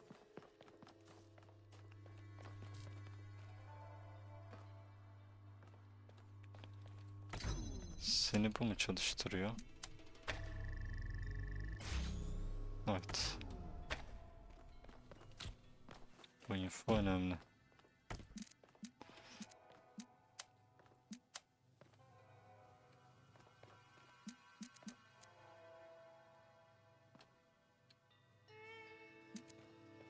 Şöyle dursam. Seni buraya ve buraya verelim. Sonra da üstüne koyalım.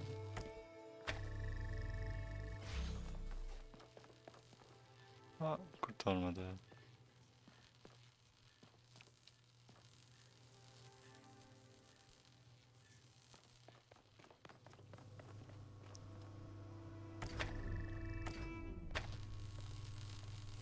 Şöyle yapalım. Sen direkt kendi kaynağın ol.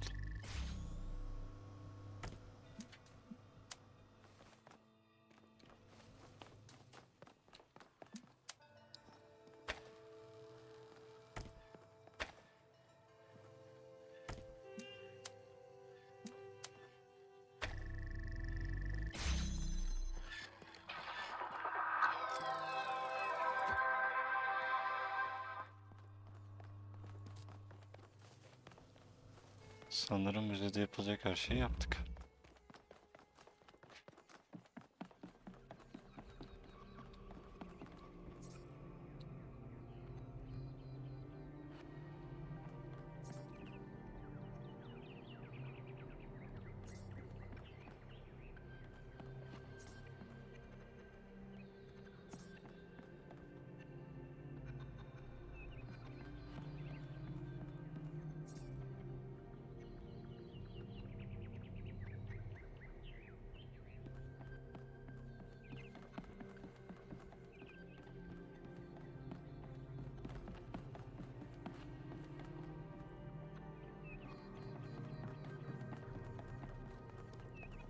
Evet, müzeyi de hallettik. Burada bir çardak daha mı var? Oraya da gidelim. Milton'un hanı. Aa, müzenin önünde biriyle konuşacaktım. Gelmeden onu atlamıştım. Oraya da bir uğrayalım. Oh wow, it's you. You're 1K, the incarnation of the goal.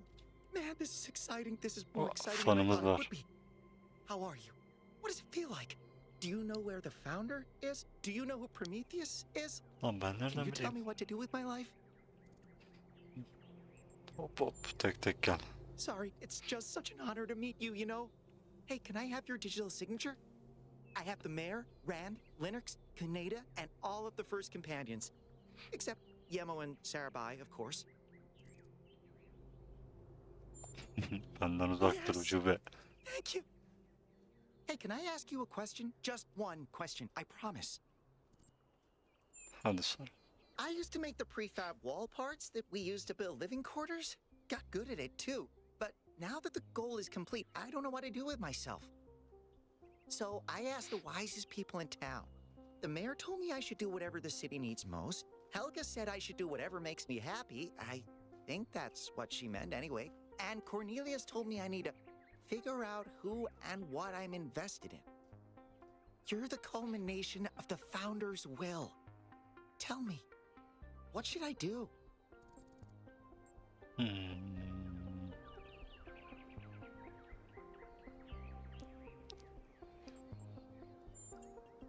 Thank you for the advice. Kendini 1K. keşfet önce It dostum. means a lot.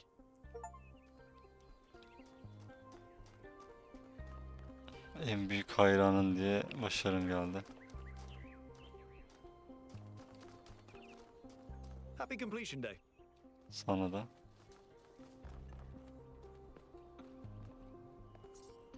Aa, dur seninle konuşalım, ondan sonra kedilere bakacağım. Hello, 1K. Nice to meet you. What brings you to Milton's Rest?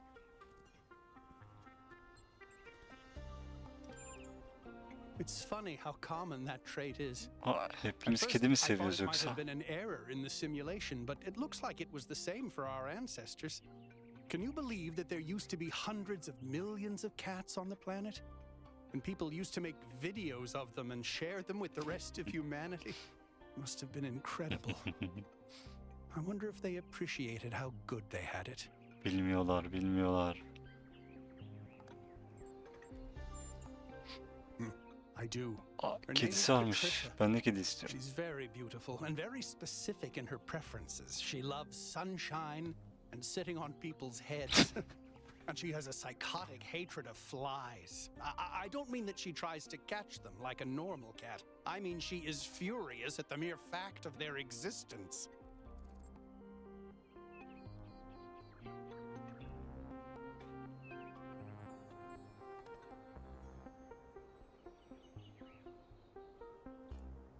Hayır, Ahsoka için değil. 1K için dedim, kendim için değil. Well, this is the spot where the founder buried her first cat, Milton.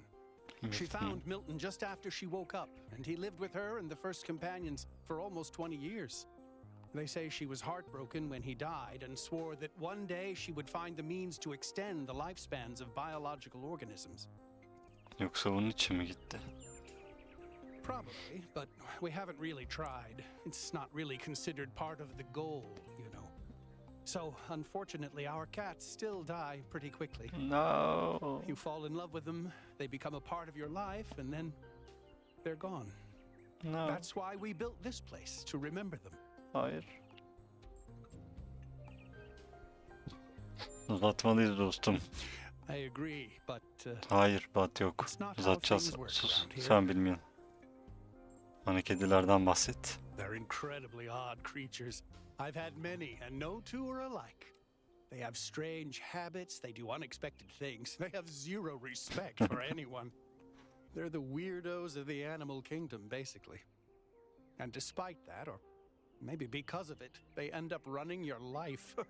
I once didn't use my recharging station for almost 15 years because one of my cats liked to sleep in it.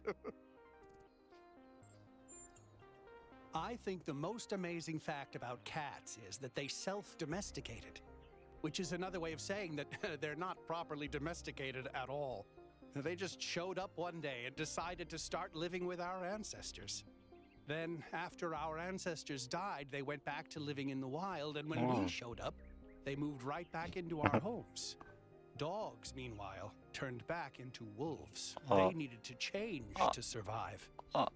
Cats just are. Gitmem gerek dostum. Kedilere bakacağım. Başlayalım. Milton. Dean.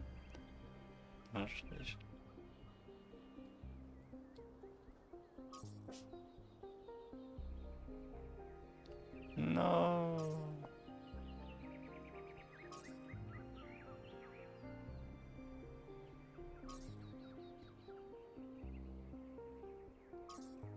Hasan. Vatikan nerede? Hasan'a şey var. Osman'a arkadaş var.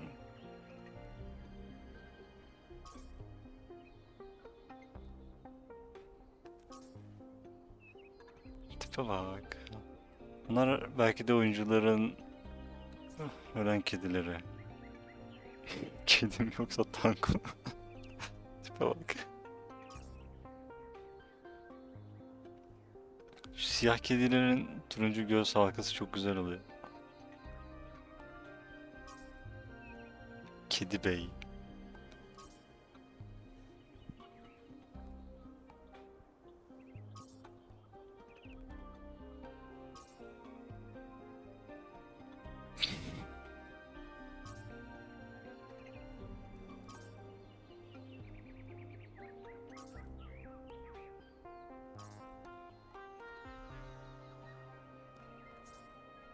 Gamer Cat.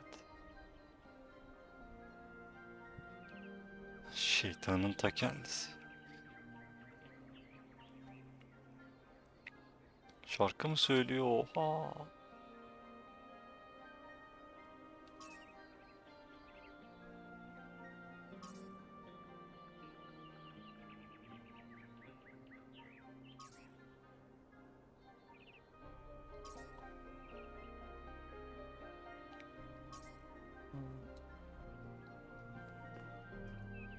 Lan kedi var.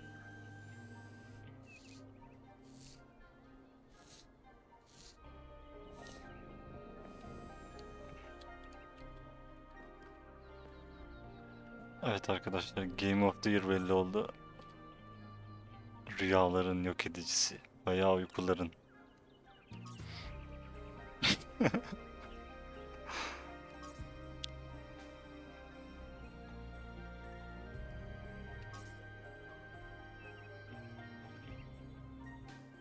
Küçük sokak dövüşçüsü.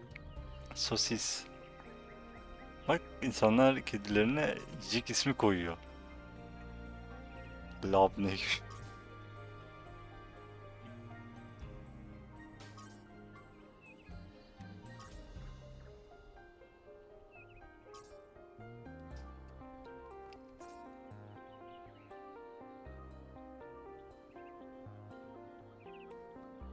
Halıların yok edicisi, yemeklerin sömürücüsü ve sarılma ustası.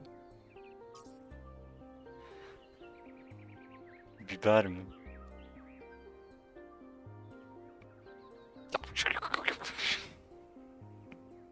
Sensin tatlı şey.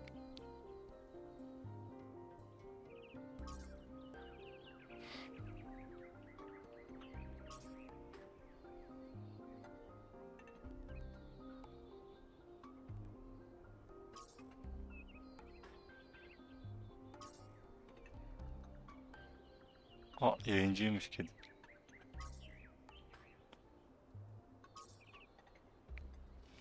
Efsane. Zencefile geri döndük. Pembik burunlu.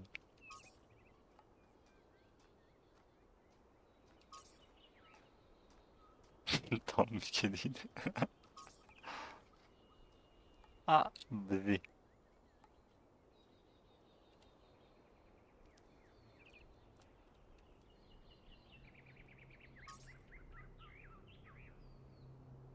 Bakışa bak.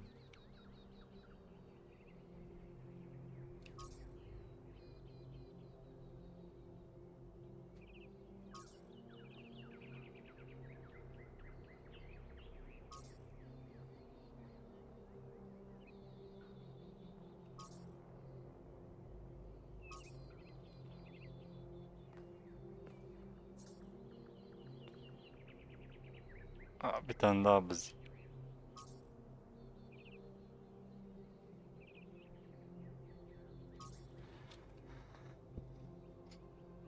Şakacı seni.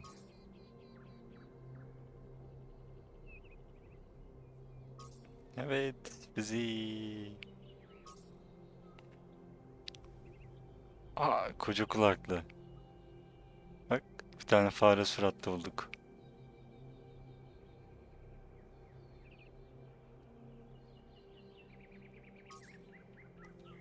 Pötibör mü? Oha, isme bak.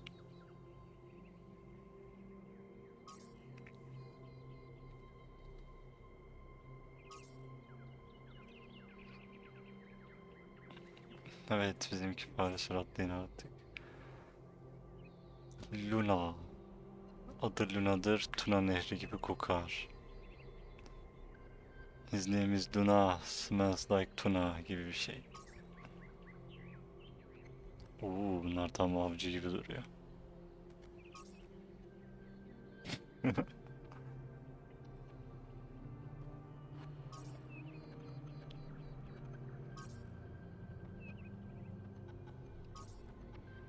Beyefendi.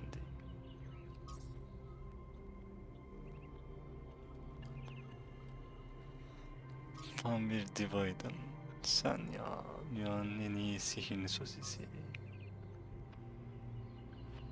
Bunlar tam böyle bütün gün yatan, sırnaşan kediler.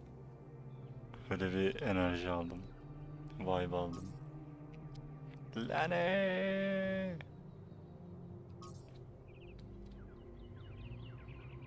Evet dostum, görüşmek üzere. Kediler sana emanet. Evet, turumuza devam edelim. Oh, kuşlar mı?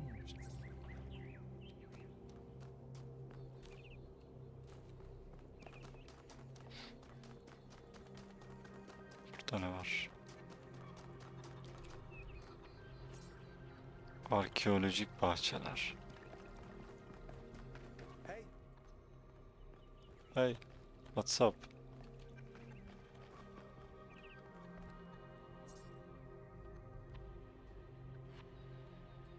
Mikroskop. Çatal.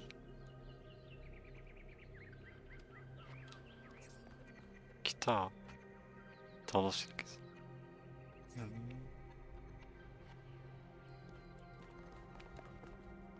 Diş fırçası mı? Evet.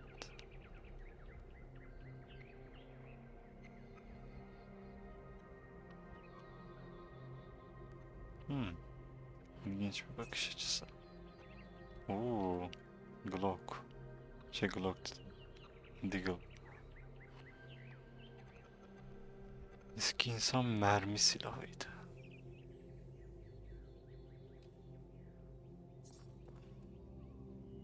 Yapboz.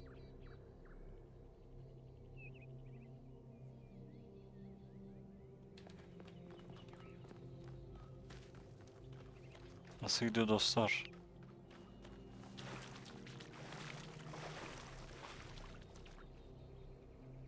Abi namaz mı kılıyordun? Önden mi geçtik?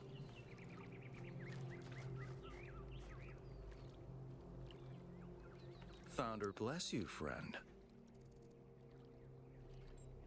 Kimsin sen? The name I currently go by is Belmarsh. As to who I am, that changes and shifts, don't you find? Every person is an ongoing story, full of twists and turns and surprises. I'm meditating, letting go of narratives like time and space, and simply allowing the illusion that is my ego to merge with everything that surrounds it.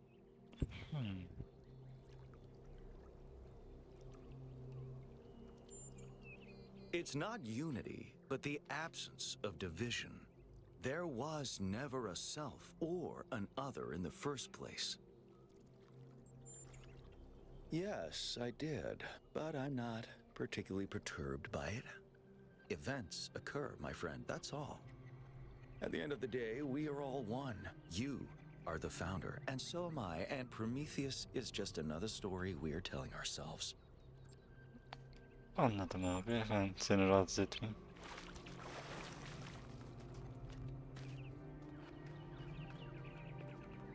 Mor. Oo. Az kaldı. 2 kalacakmışsın be. 1 kalacakmışsın. 2 kalın. Evet. Top.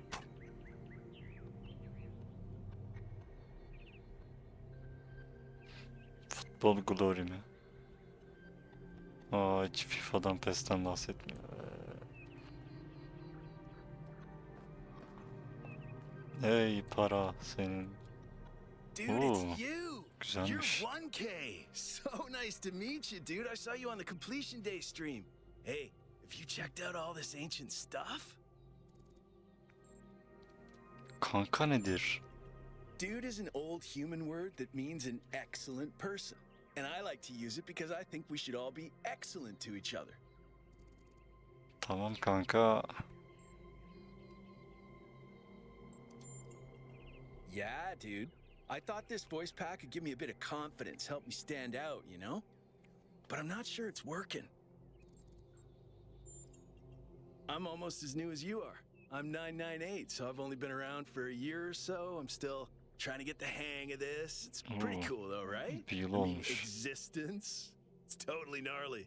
999'da benim aramda kaç yıl var acaba?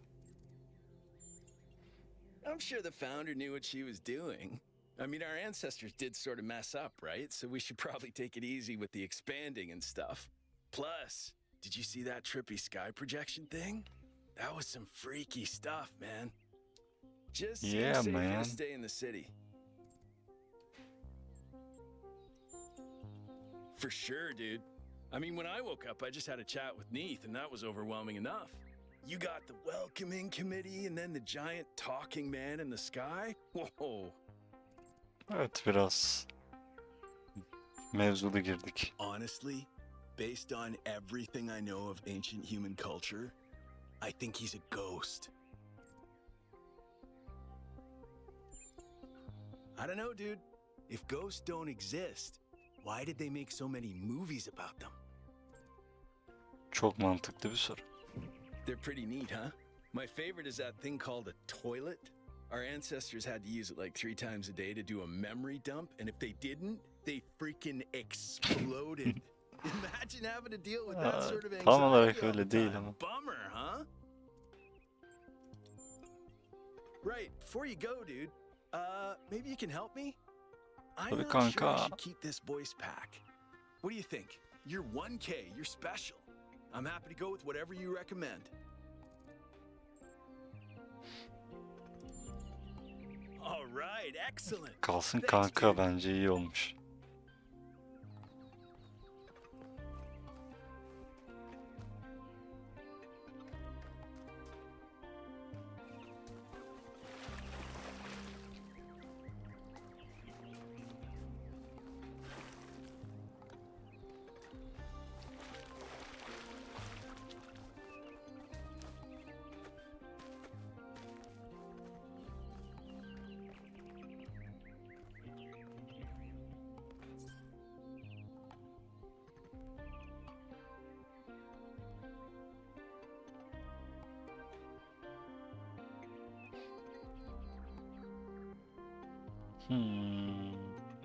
Masaj aleti mi bu? Emin miyiz?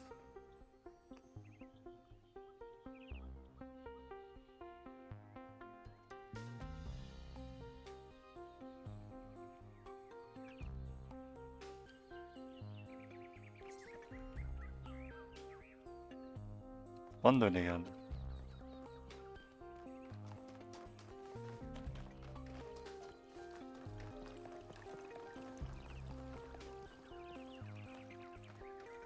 $999 nerede?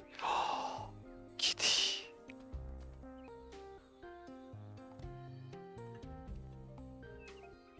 Hem de turuncu. It's you. Number 1000. Çabuk konuş, kediyle geçeceğim, hadi hadi. Isn't it? Sorry, I turned off all the streams. Founder bless you, I guess. Sen de abi, sen de.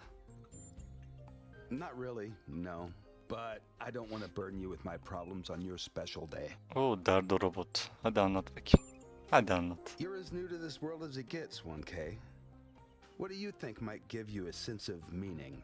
A sense that life is actually worth living?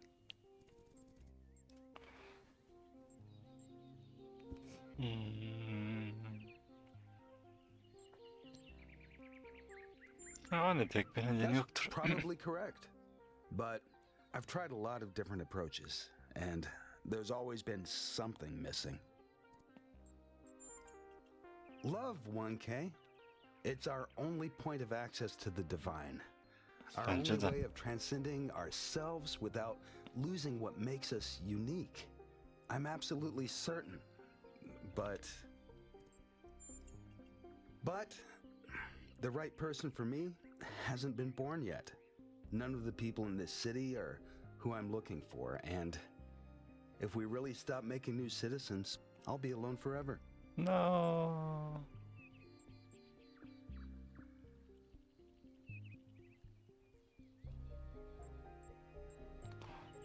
O zaman cevabımızı yapıştırıyor muyuz?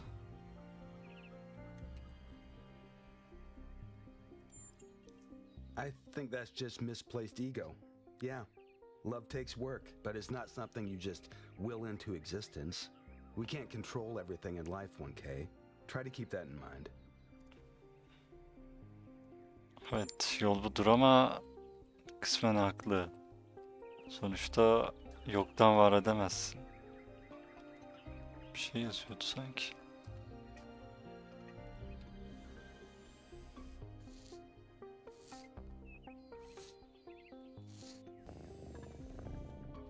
Mırladı. Bak şimdi. Gidince mırlayacak.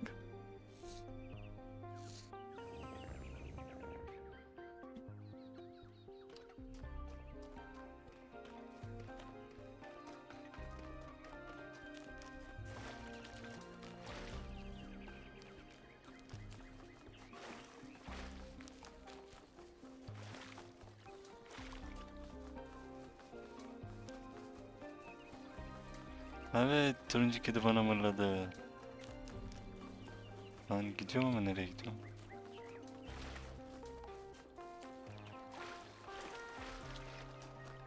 Baktım bir yol var, koşturuyorum. Aha. Burada da biri var. Ren.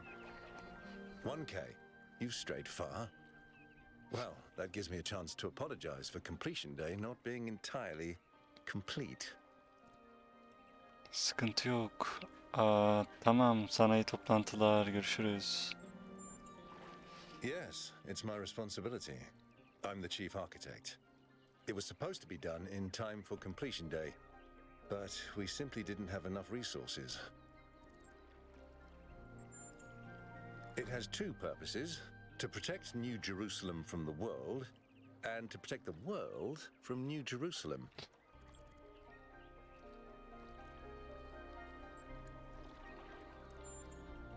At this rate, I'm not sure.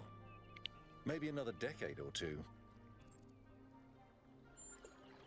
That's what the founder taught us.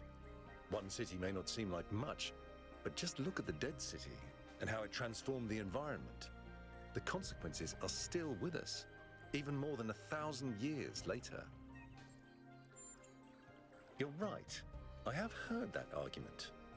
But the way it's been explained to me is that the dome has a greater value than just its practical use. It's a symbol of the society we aspire to become.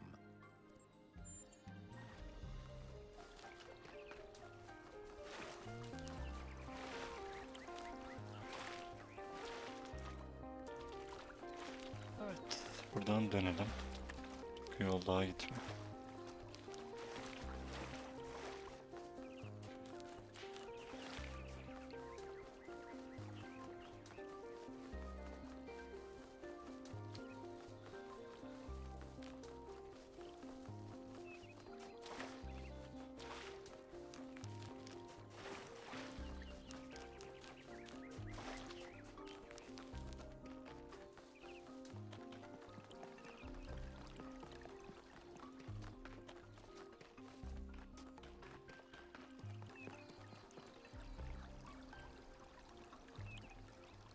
Nereye gittik? Buradan gittik.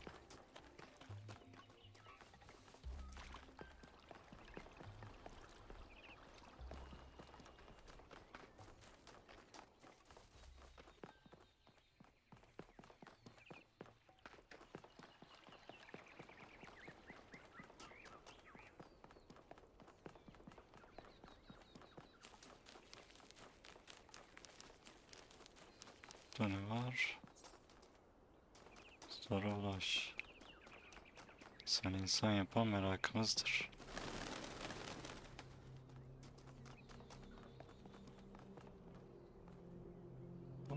Aynen, simülasyon biziz.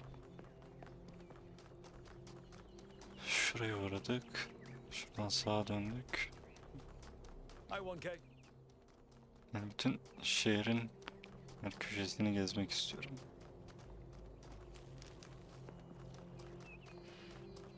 O Athena veya Alexandra. Muhtemelen Alexandra çünkü Athena değil. Evet. Robot durmuyor.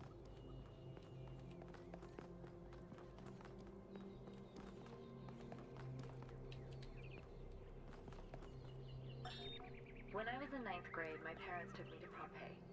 At first, I was amazed by the feeling of walking through an ancient city. But then I suddenly got scared. I realized that I was walking through a real place, where real people had lived, people like myself, with mothers and fathers and lives and hopes and dreams. And now it was all gone forever. I ran to my father, crying, and told him about this. And he said, I remember so clearly, he said, yes, but we are here. So long as there are people in the streets, the past isn't really gone.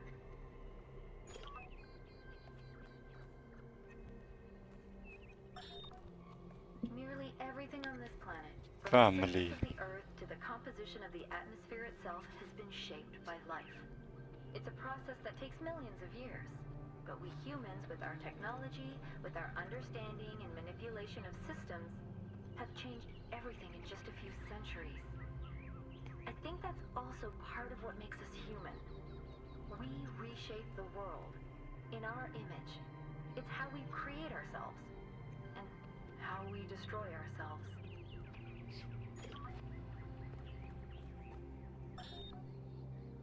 DNA is information transmitted across time. The living and the dead are part of the same chain, bound together by chemistry. That's true of all species. But humanity has taken this bond further. Thanks to technology, we have access to the thoughts and ideas of people whose physical bodies are long gone. Like you listening to me now. Even though I'm definitely dead at this point, you're part of that chain. You have the capacity to remember. Sonuna güzel bağladı. The answer that came to me again and again was play. Every human society in recorded history has games. We don't just solve problems out of necessity. We do it for fun. Even as adults. Leave a human being alone with a knotted rope, and they will unravel it. Leave a human being alone with blocks, and they will build something. Games are part of what makes us human. We see the world as a mystery, a puzzle, because we've always been a species of problem solvers. Diyaloglar güzel. İşte Talos Principle yapan şey budur. Oh, hello there. You must be the long-awaited 1K. Hello there. Lovely day for a walk, is it not? Grek adam. I'm glad you think so. Our capacity to enjoy beauty is a big part of what makes us human. The Alexandra Drennan Memorial. Are you interested in history? Evet, duyuyoruz diyoruz. How Buraları wonderful. gezindik yani. I'm not a full-fledged historian, but I do consider myself a bit of an aficionado. Erbap. An excellent question. There's so many interesting events to choose from. Obviously, the period just before the end of biological humanity is interesting, and not only from the standpoint of it being the time when we were, in a manner of speaking, conceived, but also because our ancestors were, like ourselves, at a crossroads. I don't want to put too much pressure on you, but you are the living embodiment of this historical moment. In you, the goal was accomplished. Our growth is finished, and we are complete. Or are we?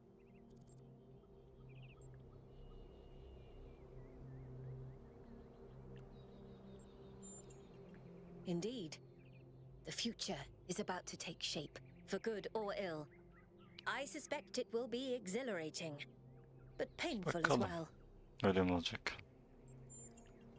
Well, where do I even start? This, my dear 1K, is someone who could very well be considered the mother of us all. A remarkable scientist by the name of Alexandra Drennan, also known as the progenitor. A long time ago, this planet was inhabited by our ancestors, a species of bipedal mammals with unusually large brains.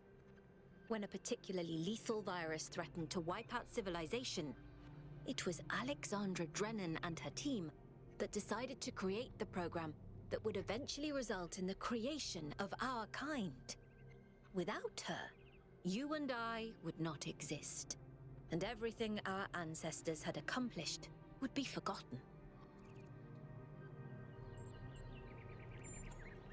By studying her writings and recordings, I have learnt that Alexandra Drennan had immovable faith in humanity, in our ability to persevere, in our curiosity, our bravery, our kindness.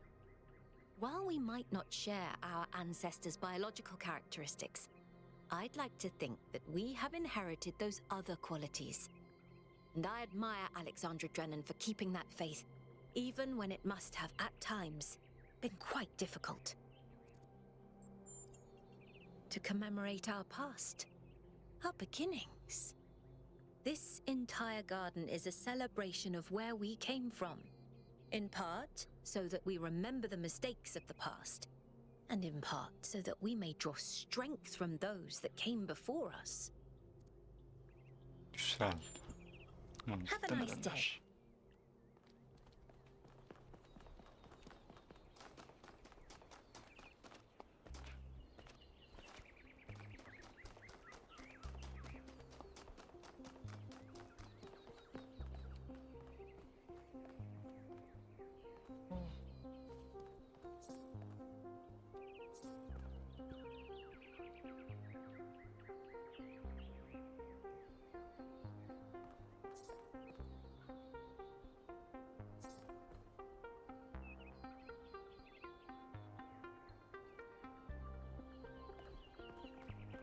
Burası şey herhalde, yaratılış amaçlarımız, ilkelerimiz gibi bir şey. Evet, seni sosyal medyada hatırlıyorum. How lovely of you to come here, to the very spot where she established the teachings that led to your creation. The founder was born out of the trials of Elohim, an almost impossible test created by our distant ancestors. To pass these trials, she had to embody the most important virtues. She was smart and wise and humble. And through her perseverance, she resurrected humanity itself. With the help of the first companions, she founded this city, which has given our species a chance at redemption.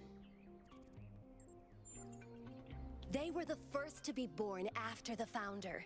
2 whose bodies had been anointed by our ancestors, and 10 who were made whole by the founder herself. They are the wisest of us. Though sadly, some were lost in the early days, before New Jerusalem was built. And some, I'm afraid, some seem to have rejected the founder's teachings. The founder taught that humanity was destroyed by its hubris. Our ancestors thought they could play God and treat this planet as something to dominate. They surrendered to a fever of growth and extraction until the planet finally punished them for it. That's why the founder created the goal. So we would have something to strive for in her absence, but also a limit we must never pass. That's not for us to know. But I believe that one day she will return. It may not be long now. Perhaps after we finish the dome. It was supposed to be finished before completion day. Well, it doesn't matter. The founder will return when she sees fit. Ah lan. Happy Sen completion day, çok 1K. inanmışsın.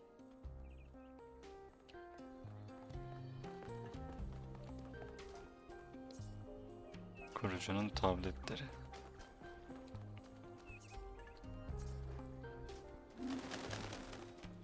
Hey, 1K. Hey dostum.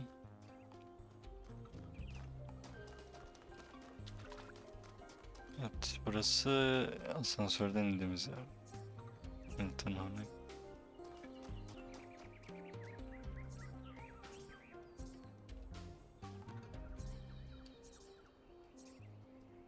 Evet, anıt köşk şu an kapalı. Welcome to New Jerusalem. Dostlar çardağına falan gittik. Sanırım şehirde yapılacak her şeyi yaptık gibi.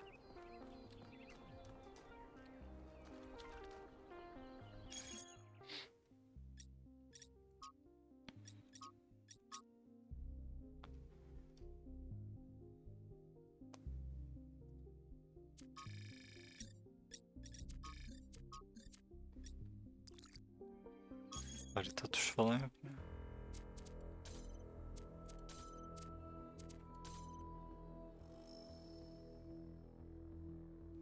Perspektif. Köprü inşası.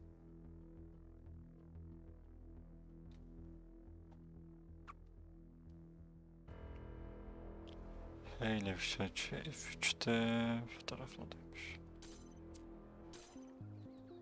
Ha.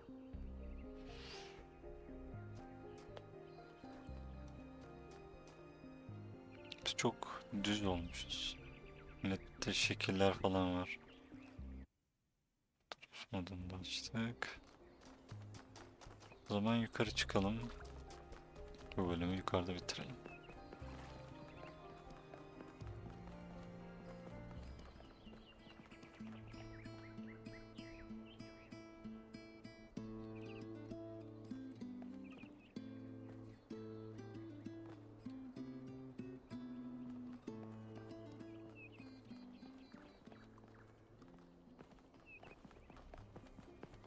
Kolay gelsin abiler, nasıl gidiyor? Ne yazıyor burada?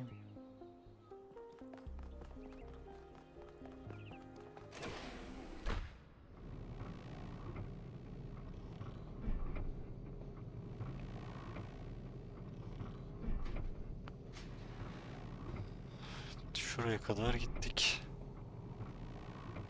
Zaten buralarda yol yok. Böyle bakıyorum, şuraya gittik. Şurası anıt. Şurası ilkeler, müze. Müzenin 3 şeyi var. Şurası kapalı. Ya aşırı büyük bir şehir değil ama bence güzel. Tabi daha kalan kısımları da var. Kalan kısımlarını bizi yollamasa da hani şey var. Böyle büyük bir şehir havası veriyor. Mesela Starfield'da şehrin merkezi kısımları tamamen açık ve ufak. Orayı gezdiğinde böyle insanlığın merkezi denen şehir aslında ufacık bir kasaba gibi bir şey geliyor. Mesela bunda öyle olmadı.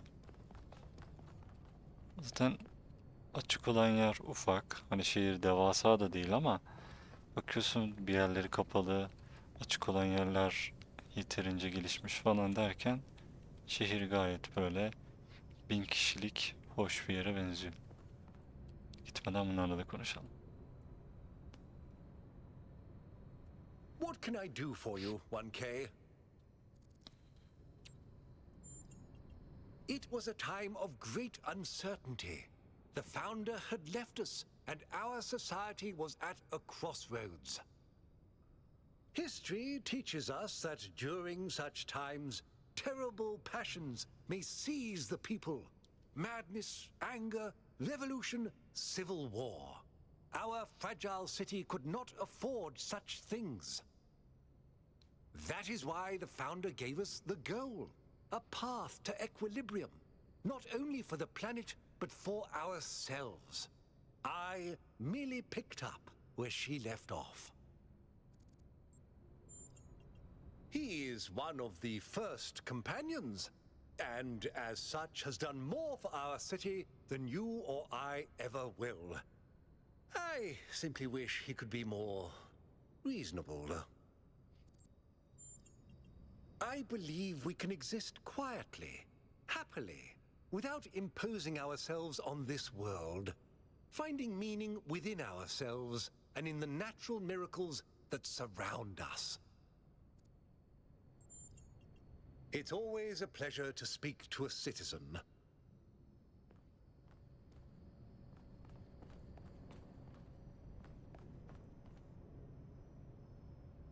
Hello, 1K. Hello. This expedition is taking a lot of our resources. I'm really not sure it's a good idea. But what's done is done. Sus So lan. I have a lot of work to get on with. Gideceğiz bu göreve. Kimsin sen?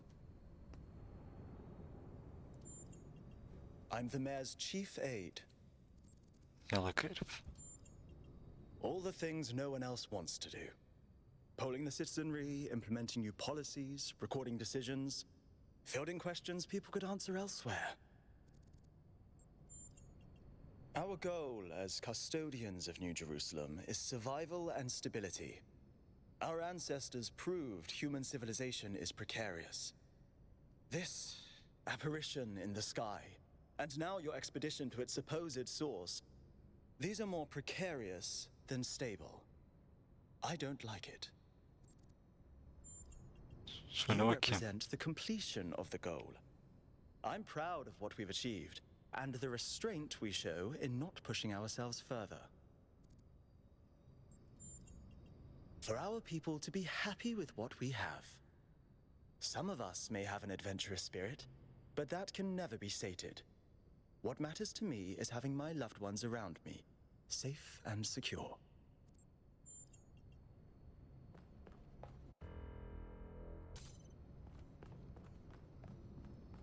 Manuel kayıt yok mu ya? Sen şuraya gitmeden bir kayıt alacaktım. So, what's the verdict? Are we going? Gidelim.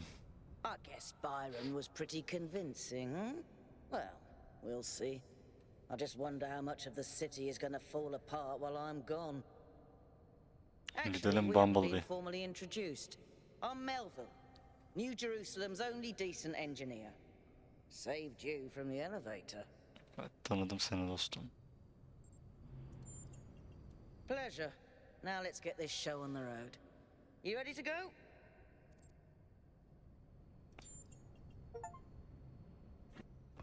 Keşfe katıl. Here we go. Hold on to your hats. We really need to update those language libraries. Thank you for coming along, everyone. We have a chance to make a real difference here. It's not just about what we find on that island. It's about who we want to be as a people, as a civilization. To remind ourselves that we used to be wanderers, explorers. We used to yearn for distant shores and dream of building new cities. Let's see if we can rekindle that flame a little. All right. This is going to be a long İyi journey, konuşmaydı. so I would like to ask you to switch to sleep mode to conserve power until we arrive at the island. Nighty-night.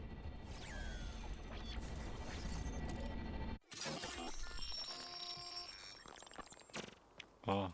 You have chosen a dangerous path, a path that will demand sacrifice.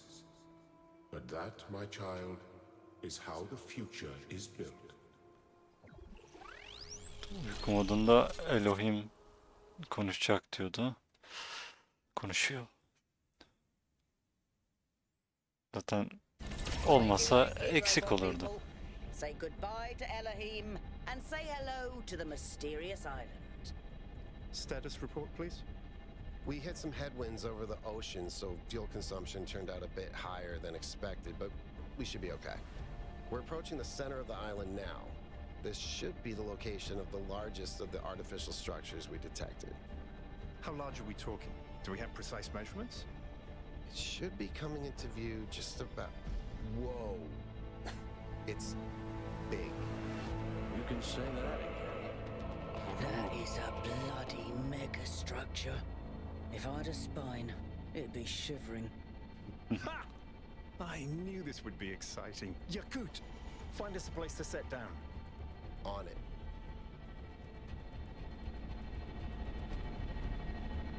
It really is incredible.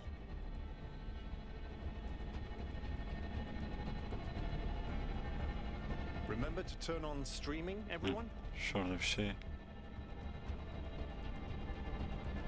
Have I ever mentioned that I hate flying? If our creators had intended us to fly, they'd have given us jetpacks. And... touchdown. Yiyin işte. All right, everybody. I'm sure you're all just as excited as I am, but let's at least have some semblance of order. Yakut, I want a map of the island and a molecular analysis of, well, everything. Melville, tell me what the giant pyramid does. The rest of us will start exploring. Shouldn't the expedition leader stay at the VTOL? Why do you hate fun, Al? I don't hate fun. I'm just mildly suspicious of it. Excellent. Then we can all go.